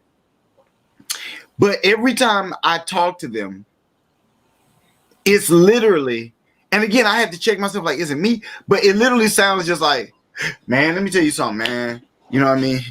God just gave us another contract. You know what I mean? I'm talking about favor. You know what I mean? Just everywhere I go, just favor. You know what I mean? My wife just came into, a couple $1 million. You know what I mean? We bought a couple of houses. And I'm like, oh, man, go. So we'll start talking about something else. And literally, it won't be 5 minutes. Like, yeah, man, yeah. Just, I don't know why God doing this. Like why is there so much favor? I'm like, why? And I'm just like, oh my God, like, am I tripping or something like that? And talk to me. Have you ever dealt with that? I mean, how do I address that?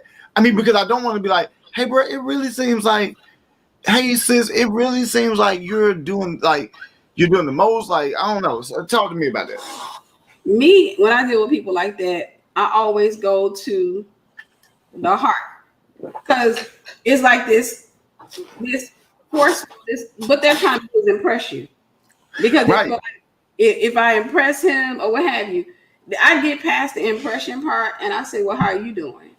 How, what? No, I don't. Your success, that's great, but how are you doing as a person? What have you? I go to that because I know that inflated self is really hurt behind that, or insecurity. So I always go straight for the insecurity. They stop calling me, but I always go straight for the insecurity. But that's the thing. They stop calling you because I almost feel like they're telling me because, like you said, I know they're trying to impress me, but I don't know if they're looking for me to, or if they're thinking that not that I'm intimidated, but like that's doing something. I mean, I'm like, I think a lot of people, when you're dealing with like broken folks, I think a lot of times they have this thing where some people don't know how to sit under anybody. They They don't know how to sit and learn. They have to be here with you. That because they don't trust leadership. They don't trust being led. So they Right. have to make themselves equal to you or greater than you. They will never sit down, and that's where you see pride, which is just a sense, hurt. But they always have to find some type of way to make themselves equal. And I think that's the case is whenever they start feeling like if I make myself lesser than him, he gonna hurt me.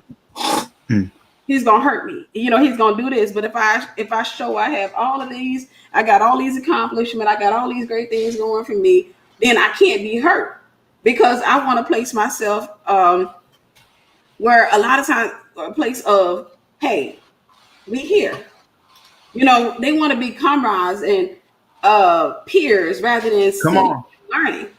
And God is trying to get them to humble themselves to learn because that what they're the pain is just them bragging all the time. The pain is masking all the pain that's there and it's not allowing them to heal. So God is trying to get them to humble themselves, but they just keep on. And that's why whenever I see that, a lot of times I go straight to the pain. I'll Mm. ignore all the stuff they're saying. I'll ignore all of the things that they want to do, and I go straight to the pain. I say, "How are you?"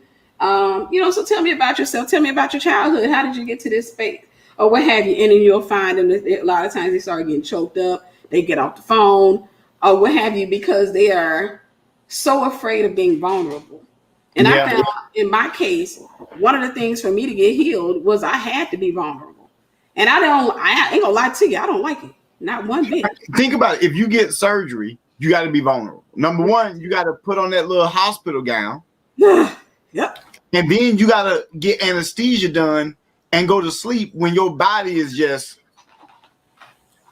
It takes vulnerability. You know what I mean? It takes vulnerability. So, no, this is really, really good. This is really, really good. Real I'm just good. looking at the comments and looking at the questions and stuff like that. But this is really, really good.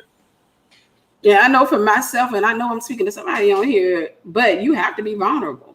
And I've noticed a lot of times people will not be vulnerable until they feel, a lot of times people won't be vulnerable until they feel like they can trust you. And Of course. yeah, and that's cool. You want to make sure they have the credentials and everything, because you wouldn't want to have surgery by somebody who doesn't have the credentials. But in some cases, it becomes this thing where you have to kind of overproduce, and you can never really prove yourself because one of the things that the enemy is going to do is if you come from a hurt place, the enemy is going to try to show you where other people are not qualified or where they're not. He ain't never been through what you've been through, or she ain't never been through what you've been through, so they're not going to understand. And that's the thing. Everybody doesn't necessarily have to understand. They just need to have Holy Spirit. They just need to have That's so Holy good. Spirit. Somebody asked, can you further explain how people can use proximity to manipulate perception? That's a good one. Oh yeah. So I would utilize Saul and Samuel as a case study. Saul was the first king of Israel, and Samuel anointed him. God gave Saul a command to kill all the Amalekites. Saul executed the command, but he did them with his own preference and with his own parameters. And when he did it, God said, "You disobeyed me." Samuel comes to correct Saul. And of course, Saul doesn't want to admit what he did. And so he pretty much tells Saul, like, hey, God is not pleased with you. Saul continues to do whatever he wants to do. And there comes a day when Samuel comes to Saul and says, God is no longer with you. He's taken the kingdom away from you.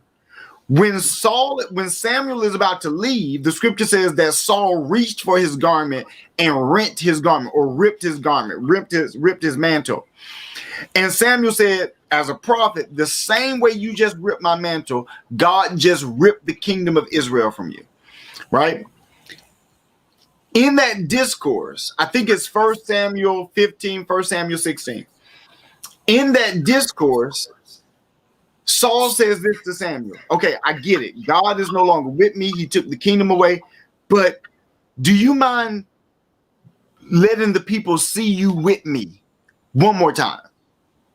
Just please. And Samuel at the beginning says, no, I'm not doing it. But Saul continues to pressure him because that's what witches do. Continue to pressure him. And Samuel finally said, okay, I'm going to do it this one last time. Samuel didn't know that when he did it that one last time, he was actually concretizing the false character of Saul in front of the people. Wow. He didn't know that what he was doing is affirming Saul's rebellion. So now everybody's looking at Saul like, okay, Samuel is still with him. God must still be with him. So we should still be with Saul. And that was the wrong thing. So Saul manipulated Samuel to use his proximity so that other people would think that God was still with Saul. And that's what people do all the time. They'll manipulate. I've seen people that I don't know. They'll walk up to me at a conference and say, hey, can you take a picture with me? And they'll take a picture with me.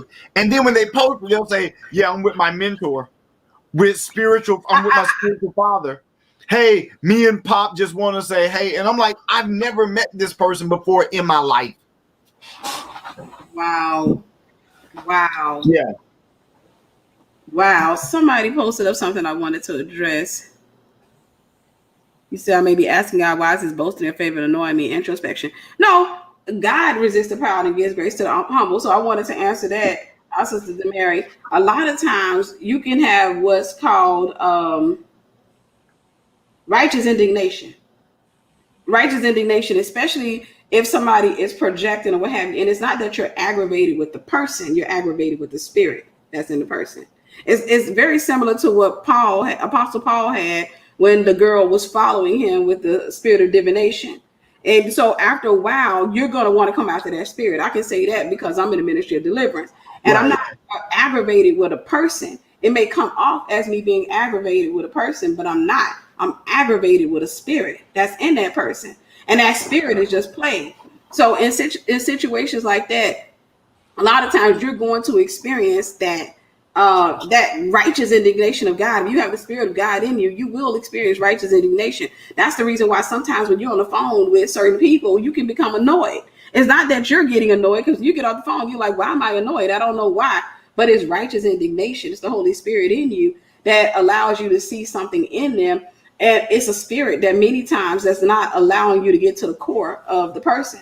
And when you love people, you always want to pull people out, and you will get annoyed when you see them being attacked, or when you see them partnering with the devil that's attacking them. When they're walking with the devil that's attacking them, you will find yourself feeling annoyed. Sister Alexis asks, how do you deal with a friend where you try to give her sound advice God has given to you, but yet she talks over you and you can't get a word out, yet she wants you to listen to her?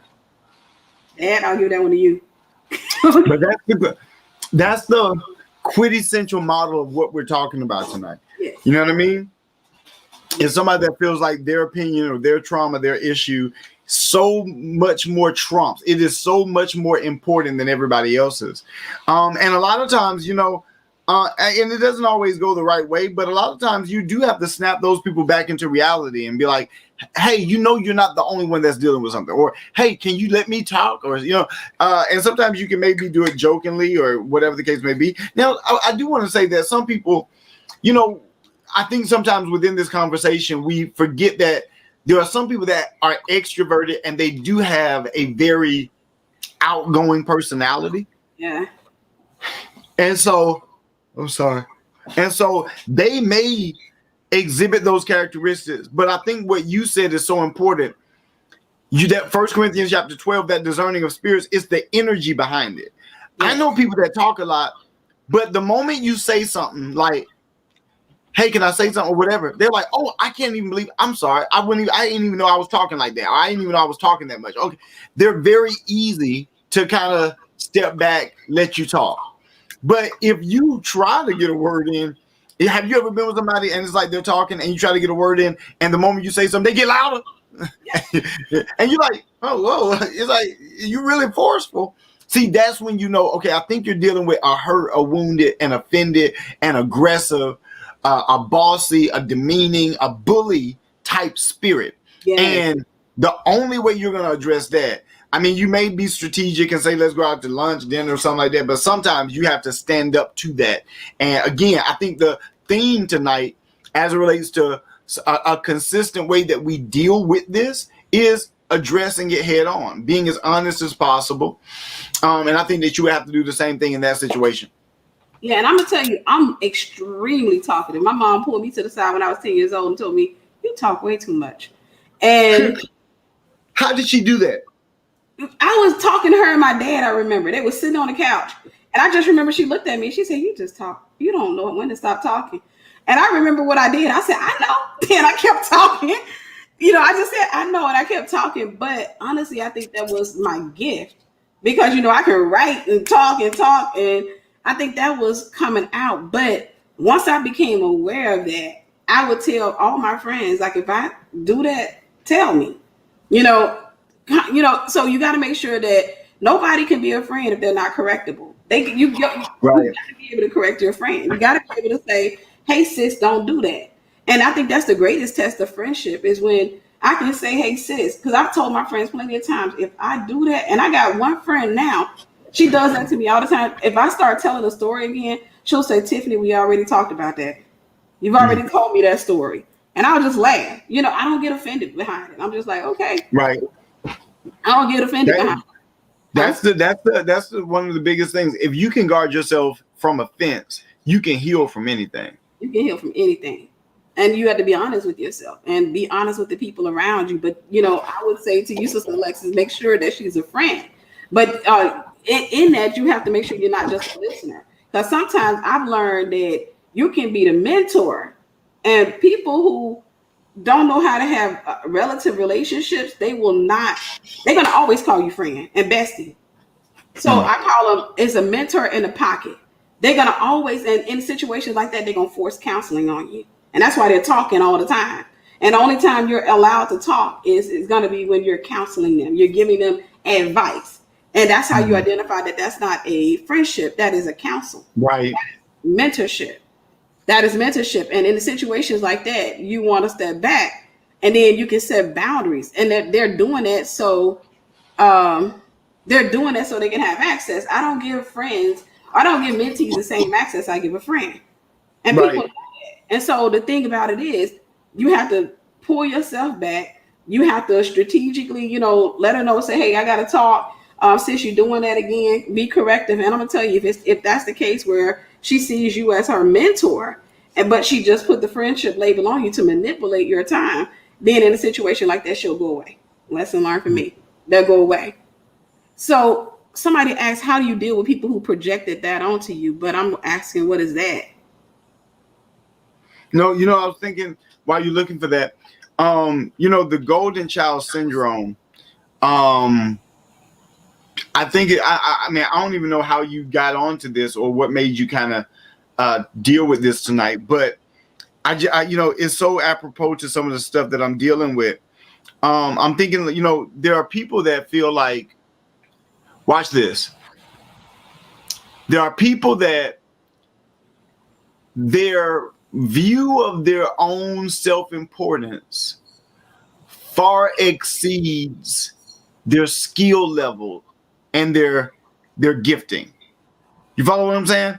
It's like they're so important, but it's like they can't do nothing and they don't do nothing. And it's like they don't produce nothing. And it's like, where's your stuff? Where's your book? Where's your content? If you got so many great ideas, why have you not implemented any of these? And it's because one of the things that I think that and you could have talked about it before I came on, but I think one of the variables that we aren't talking about too much is in the golden child syndrome, there's an assassin called entitlement. Yes. That disables your discipline. So you don't feel like you should have to work hard for anything. And that's what makes them not get healed, because healing is hard work. And when you feel like, okay, God should just take this away from me. Like I shouldn't have to do no counseling, no deliverance, come to the altar. And it's that entitlement that I think sabotages their success in healing. And I think that we have to talk a little bit more about entitlement, because the golden child syndrome, you just feel like it's owed to you. I'm smart. I'm beautiful. I'm looking, and it's like, and what? You know what I mean? So I just wanted to just point that out. That's really good, because it makes me think about the fact that I think most of the times when you're dealing with somebody who has that trauma, entitlement is one of the scabs on the trauma. Because a lot of times, people feel like God owes them something, and they project it, especially onto Christian leaders. God let this happen to me, so I feel like this should, God allowed this to happen to me, or what have you. Right? Entitlement equals narcissism. But God allowed this to happen to me, so because He allowed it to happen to me, then it should work like this for me, and it should work like that for me. Right. And that's why the Bible says pride goes before destruction and a haughty look before a fall. A lot of times, many prophets and prophetic people, I would dare to say it, most of them don't make it into their call, like do what they're supposed to do. A lot don't. A lot don't. A lot don't, because they never get past the stages. Like there's 7 stages of trauma. Most of them never get past the anger stage. Right. The last stage of that is acceptance. The last stage in that is acceptance. And a lot of people never get to the point, like they never accept that their mother is broken and she's not gonna change. She's made up her mind. They never accept that the man walked out of their life. They don't accept it. And so they spend the rest of their lives just kind of rehashing it or what have you, which brings entitlement. Because like if you hurt, then you feel entitled to justice. That's the thing. You feel entitled to justice. Well, But I feel entitled right now, and I need to. And I know this is off topic a little bit, but what camera are you streaming with? Don't put your head down. how about those Cowboys? And football season is over, man. So there's no football being played right now. So, didn't you buy a camera or did you get rid of it? No, I still have it. Dad, I'm hard when it comes to me having to learn something like connect all that stuff. It's just I keep saying I'm gonna do it. I'm gonna do it. I'm gonna do it. It's literally in my studio. Okay. I'll tell you what. What camera did you get again? Let me see. R6 or RP? I know. Let me see. I can look at it on my orders. Let's see. Camera. Where is it? I done ordered so much stuff, Lord. Okay. Canon full frame mirrorless Canon EOS R Vlog and Canon. So I'll see. So the R. Okay. Yeah. Come on, girl. I tell you what. This is what, because I had to promise a friend I was going to do my recording in my studio because I haven't did anything. So I had to tell her I was going to give her some money. If I don't put that up by next week, Dad, I'll give you $200. You should give me $200 a week, anyways. That's a good seed. So, let's put we need to up the stakes on that. That need to be more like 1,000. Oh, good Lord, Dad. Yeah. I'll do it next week. I'll put 1,000 in. I'll sell 1,000. Hey, look. That song comes to mind. Remember, Prince of Egypt? You playing with the big boys now? No, is that Prince of Egypt? I don't know. Anyway, so I don't remember, but we could talk. But yeah, this subject is so good. On Mondays for the gifted program, every Monday night at 10 p.m., I go live dealing with the gifted program, and we're dealing with the subject right now on relational witchcraft. And so you dealing with this for me, I just love it. I really appreciate you going live and dealing with something like this. Oh my God, it's 1:00. Is it? Oh yeah. Welcome to my world. Welcome back to my world. How long do you be on here? I've gotten better. I used to be doing like 3 to 6 hours. I've gotten better. I've gotten a whole lot better. So I typically do 2 hours now. So everybody's saying yes, it was the Prince of Egypt. Yeah. So in the Prince of Egypt, they start singing this song. You playing with the big boys now. That's what I'm saying to you, Tiffany. This is not no $200 game. All right. You are playing with the big boys. You should have been did that. That's over a month ago. 2 months probably. I've had it. I got it in my studio right now, and I have another camera I bought. So I'm gonna plug it up tonight. You see, I got boxes behind. I get stuff in, and then I just be like, I always say I'm gonna get to it. I always say I'm gonna get. What a life of luxury you have when you can just get stuff you don't even need and not even. I'm over here struggling. Like, Lord, I gotta get this, I gotta get this, I gotta get this, and you just over there just living in luxury. Over there, and I'm inspiring to get. What's that? What's the name of that camera? Which one? $800,000 camera. I'm just kidding. What's the name of that camera? It's got a dark Blackmagic. Blackmagic, yeah. But that's a cinema camera. That's gonna be hard. You know, that ain't got no autofocus or nothing like that. So our cameras are great to use. But But I just I'm tired. I don't know what else they talking about. I'm about to go. All right, guys. Do me a favor. If you have been blessed by tonight's teaching, please, please, please, please make sure that you sow a seed in the apostle. And listen, make sure you follow him. Sister Catherine, do me a favor. Post up a link to his page, his Facebook and his YouTube, because he goes live every Monday night, and he's been talking about relational witchcraft, and it has been amazing. You can go back and watch those teachings that he put, and I'm telling you right now, it has been amazing. It has been amazing. It will absolutely change your life. It will absolutely change your life. Lock. But it will absolutely change your life. So make sure that you go and check that out. And Dad, thank you so much. Thank you. Somebody asked, how do you recover from obsessive thoughts? Fasting is one of the greatest ways to deal with addiction and obsessive compulsive behavior. So, fasting is the best way. And if you can't fast individually, fasting corporately or communally is always good because you get that community accountability. So fasting is a great way to do that. But no, thank you, Tiff. I really appreciate it. Sorry I was late. No, you weren't late. You came right on time. You came right in and blessed us, and I am forever grateful to you. Thank you so much, Dad. I love you. I feel like we haven't done this in a long time. We got so much to do. We got so many books. We got so. Dad, I need 10 clones. You have no idea. And you need 100. Talking about 100 what? Clones. You need phones. Clones. Oh yeah. Clones. Yeah. You need 100. I wouldn't do 100. I would do like 3. Oh. I'd do 3. There are people from embassy on here that are like, we know you need 100. You need 100 of them. You need 100. Yeah, I had a meeting with somebody today, and they said, Apostle, you just doing so much. You got this, and I'm like, I said, does it really look like that on the outside? Like I'm doing a lot? They said, yeah.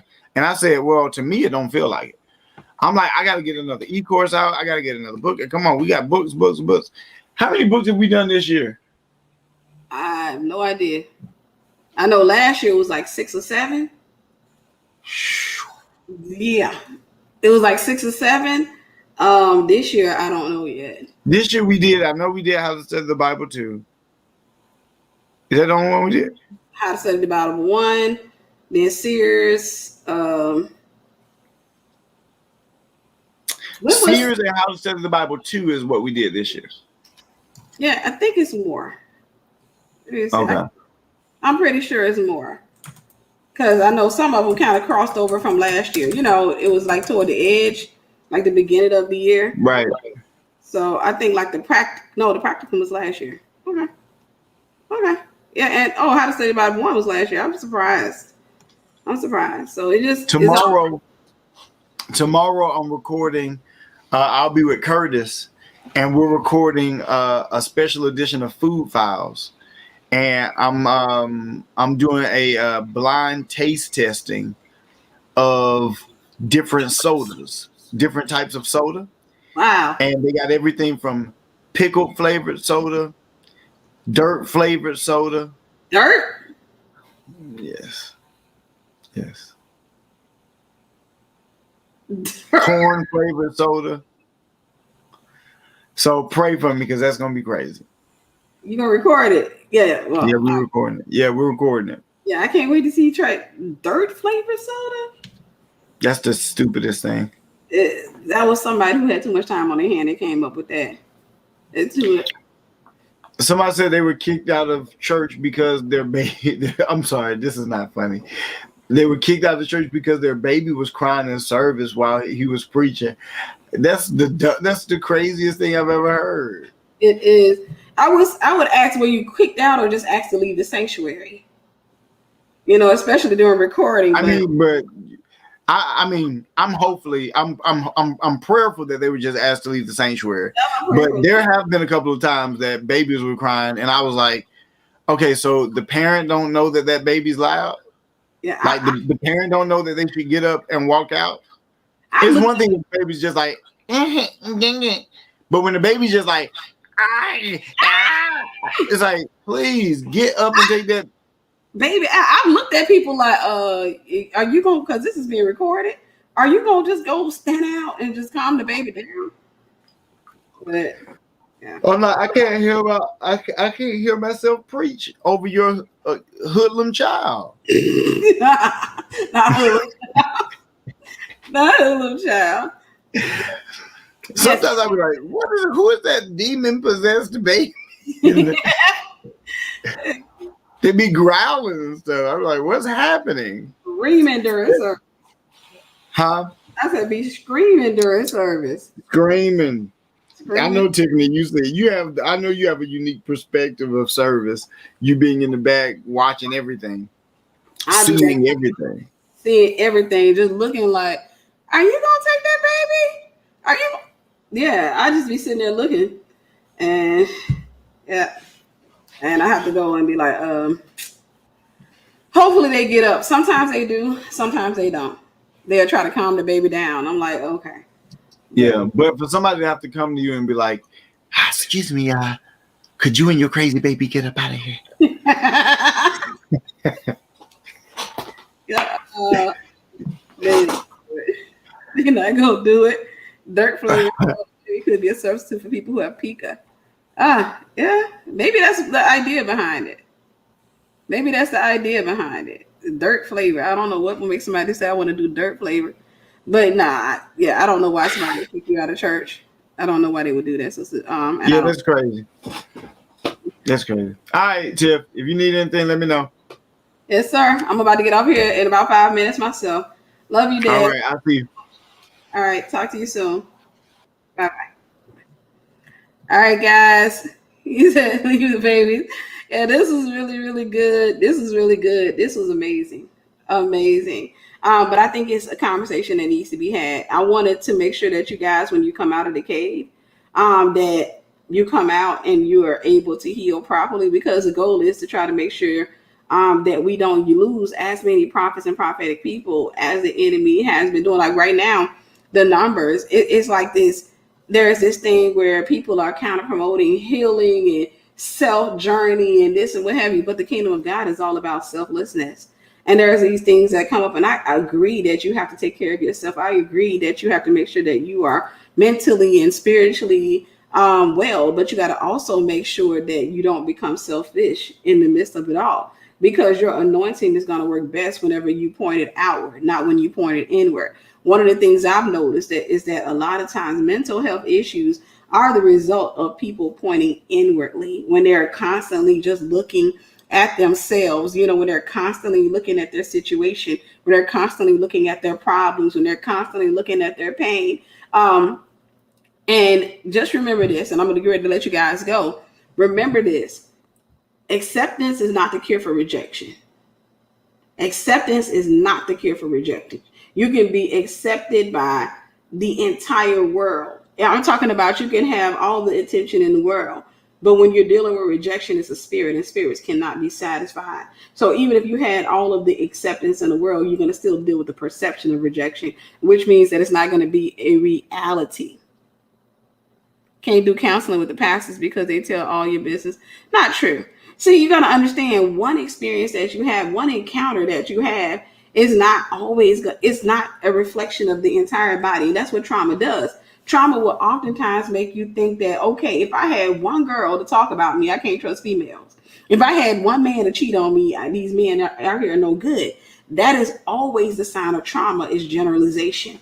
If you generalize and you think, hey, I can't talk to anybody because they're going to share. I can say, for example, when it comes to coaching and counseling, I don't share what people share with me. I don't come out and say, hey, this person. I may come out and say, hey, generally speaking, I had a girl to say this, but I don't share people's business. And I can tell you, for example, my pastor doesn't do that. So, but pain, a lot of times when you have bad encounters, bad experiences, then what you're going to do, one of the signs of trauma, one of the signs that you need healing is generalization. Is when you start saying all men are like this, or all females are like that, or all pastors are like that. That's generalization. So you want to make sure that you get all the healing that you need so that you can have good, healthy, wholesome relationships with people and it's honestly, it's a breath of fresh air, Sister Erica. It's a breath of fresh air when you come across people that are like you. Because if you notice that people are doing something, that can only mean you're not like that. And if you're not like that, understand that you're not the only one who's not like that. It's what God said to Elijah when he got hurt, when he was traumatized, and he had an inflated sense of self in that moment. And he said, God, Jezebel has killed all your prophets. I'm the only one left. He thought he was the only prophet left. That was inflated sense of self. And God told him that he had 7,000 more who had not bowed their knees to bow. So just remember this. If there's one Tiffany, even though I'm unique, there are other people out there who have my character. Just like with you, if you notice something that's wrong, you're probably called to address that. But never think that that's the only thing. Like everybody out here are evil. Everybody out here will talk about you. Everybody out here, just like when it comes to my pastor, you can see he jokes, we laugh, or what have you, but he's one of the most loving people that you'll ever come in contact with. But you got to understand is that you're going to come across imperfections in all people. Nobody you're going to come in contact with is going to be perfect. Nobody's going to you come in contact with is going to be doing things the right way. But if you have a quality that nobody else has, you're called to reproduce that quality. Hear me when I tell you that. If you notice that you have a quality that nobody else has, you're called to reproduce that quality. But if you think you have a quality that nobody else has, then 9 times out of 10, it's because you were wounded in that area. And that's just an inflated sense of self. But hear me when I tell you, there are a lot of people out there who have not, a lot of leaders out there who are not like the one that hurt you.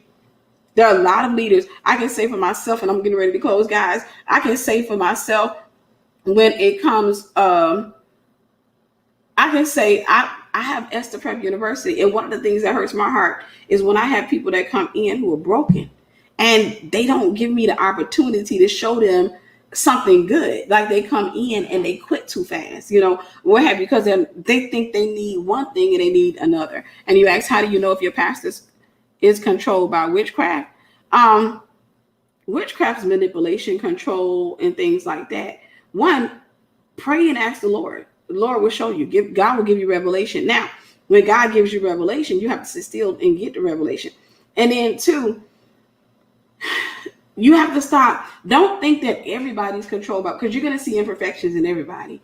And my pastor talks about that snowball effect. So if you see one little small issue, which you're going to see in your pastor, then if you highlight that thing, if you zone in on that thing, then you're going to start developing theories. It's going to start growing skin on it. And you're going to keep growing it and growing it and growing it until you have this whole theory in your head that the person is not good. So make sure that you're looking at things from a healed perspective. So I would say get a counselor to make sure you deal with, any trauma that you may have had.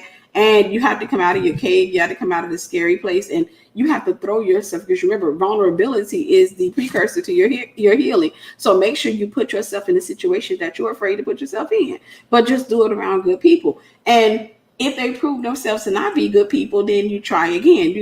When you fell off the bike, you got back on it. So you got to try again and try again and try again. You have to be you got to be more desperate to be healed than Satan is to keep you bound. That's one of the things God ministered to me some time ago. Satan is desperate to keep you bound. Satan is desperate to keep you hurt. Satan is desperate to keep you in bondage. So how desperate are you to get free? And that's one of the things I tell people when we're doing deliverance calls. The desperate people get delivered. They go through, get freedom. The entitled ones don't. The entitled ones sit back and say, well, I'm not going to church because none of these people are trustworthy. I'm not doing this because none of these people are that. And God is like, no, it's not like that. You're not the only one out there who's good. You're not the only one out there who has integrity. There are other people out there. Give me a second. I saw something that I'm going to close.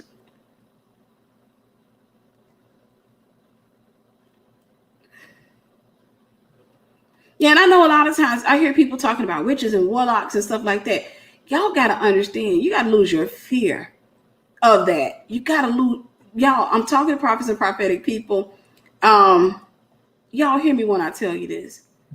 If you're a prophet or a prophetic person, the enemy is going to threaten you with that. There is a deliverance from people. Like, there's a fear of witchcraft. There's a demon called fear of witchcraft. There's a spirit that comes out called the fear of witchcraft. A lot of times, prophets and prophetic people, remember, we were talking about that tonight. A lot of people don't really get healed. And that's because they fear what they're going to come out there and deal with. They fear coming across a warlock leader. They fear coming across a witch leader. They fear coming across a broken leader. And the very thing that you fear comes after you. The thing that you don't fear runs from you. Remember that. The thing that you fear, when I was in my cave and I was afraid of that, guess what came in my cave after me? Because my hunger for God was still there. So you know what? I called in the prayer lines. I did certain things. And you know what? I still had to get past those things. I had to overcome my fear. How do you overcome your fear? Through faith. You have to get revelation, information, and knowledge. And then you have to come to realize that God has given you power over scorpions and serpents, and that what can man do to me? You have to lose that fear.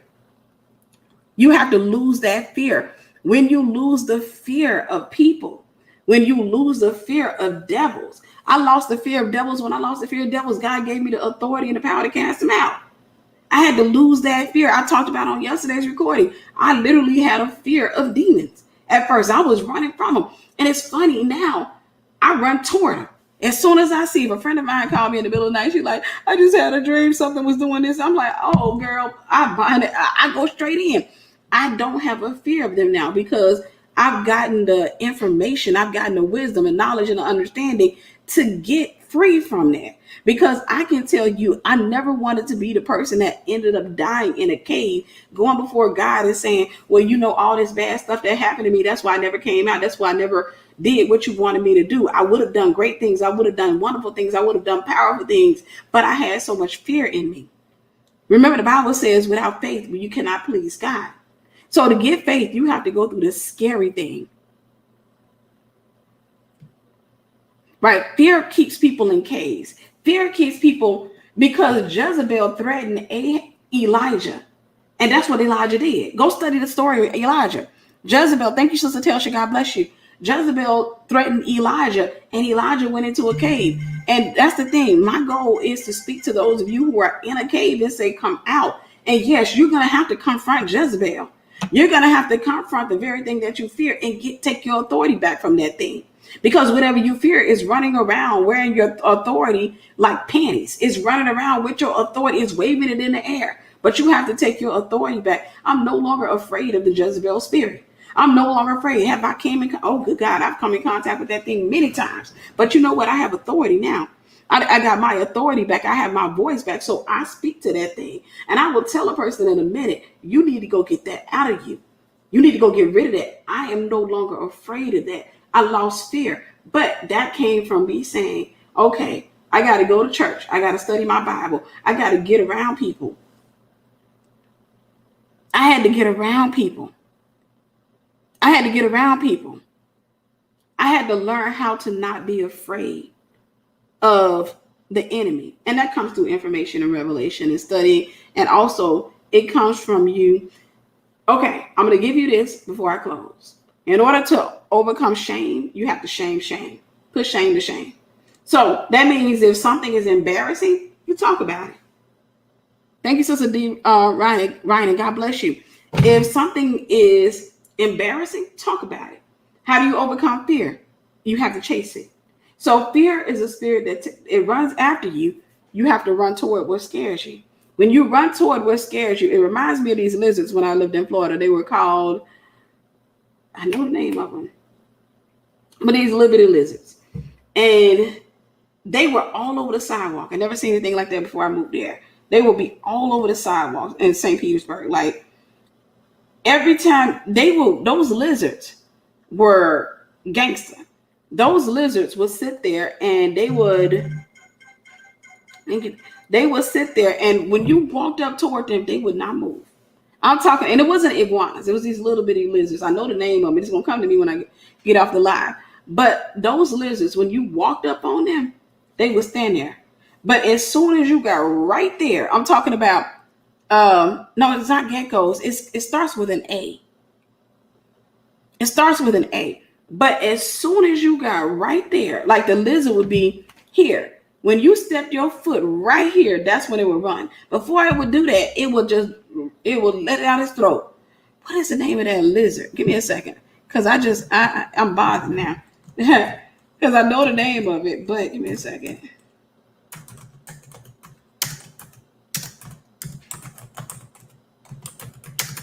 Give me a second. Somebody's probably already put it up, but I'm doing a Google search, so. Where is it? Yeah, we go. I see the picture of it. I'm trying to see if it's gonna give me the name of this. But these things here, then I click it and it's taking me to some like Pinterest looking site. All right, let me go to another one.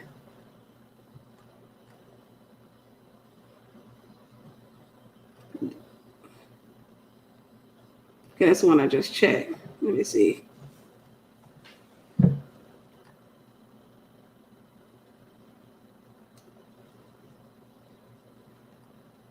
Look, I may just have to give y'all the image of it. Because I'm looking straight at it and everything is showing me the picture. Let me see if anybody named it in the comments. No, it's not iguana or alligator. They have a really odd name. Give me a second. I may just show y'all the picture if I don't find it. Brown anole. There it is. Anole. Okay. Anole. Anole. They're called anoles. So they got green anoles. Where I lived, there were brown anoles. They were mostly brown anoles. But they are really bold. And so when you walk up, this is how the anoles would be. They'll be right here. Because I remember when I first went to Florida to get the apartment, I was like, what in the world? Because they wouldn't move. And what they'll do is they kind of pop their back up and down and that little thing comes out. They'll blow, their little neck out and what have you. And then what happens is right when you get ready to step on them, that's when they run. I lived there 5 years and that's what they did. It reminds me of demons. That's what spirits would do. Sometimes a spirit will stand there when you running toward it. No matter, and it's not until you get right up on it in its face that thing will run. But you have authority over it. That thing is more afraid of you than you know. And spirits never want you to understand that you have authority over them. So they will sit there and be like, come on, come on. But as soon as you get there, right when you're about to crush his head, right when you're about to take authority over it, that thing will turn around and run. So make sure you're not walking in fear. You're going to have to do what scares you. Again, the goal of this is to help people. Yeah, those are the ones that do push-ups. It is. Clearwater is right outside of St. Peter's in the Bay Area. But make sure you do what scares you. Come out of the fear. Don't let the enemy continue to keep controlling you and then giving you the narrative that, oh, all leaders are bad and all people are bad and what have you. That narrative is designed to keep you hidden. It is designed to keep you trying to protect yourself. That narrative is designed to keep you from coming out of your shell. That narrative is designed to keep you from getting the revelation that God wants to give you. That narrative is designed to keep you from becoming who God has designed you to be. That's what that narrative is designed to do. And when you come out, understand that humans, people are humans. So give people the grace to be imperfect. Now it's the annoli. It's the annoli. But give people the grace to be imperfect. I have no idea what you're talking about, vocal sword. I have no idea what you're talking about. Anyhow, guys, I love you so much. I pray that tonight, I guess you're having a conversation over here, but I pray that tonight that you guys have been, blessed. This was really good. Thank you to my leader, Pastor Apostle Bryan Meadows, for coming on here. He completely blessed my life, and I know he blessed you.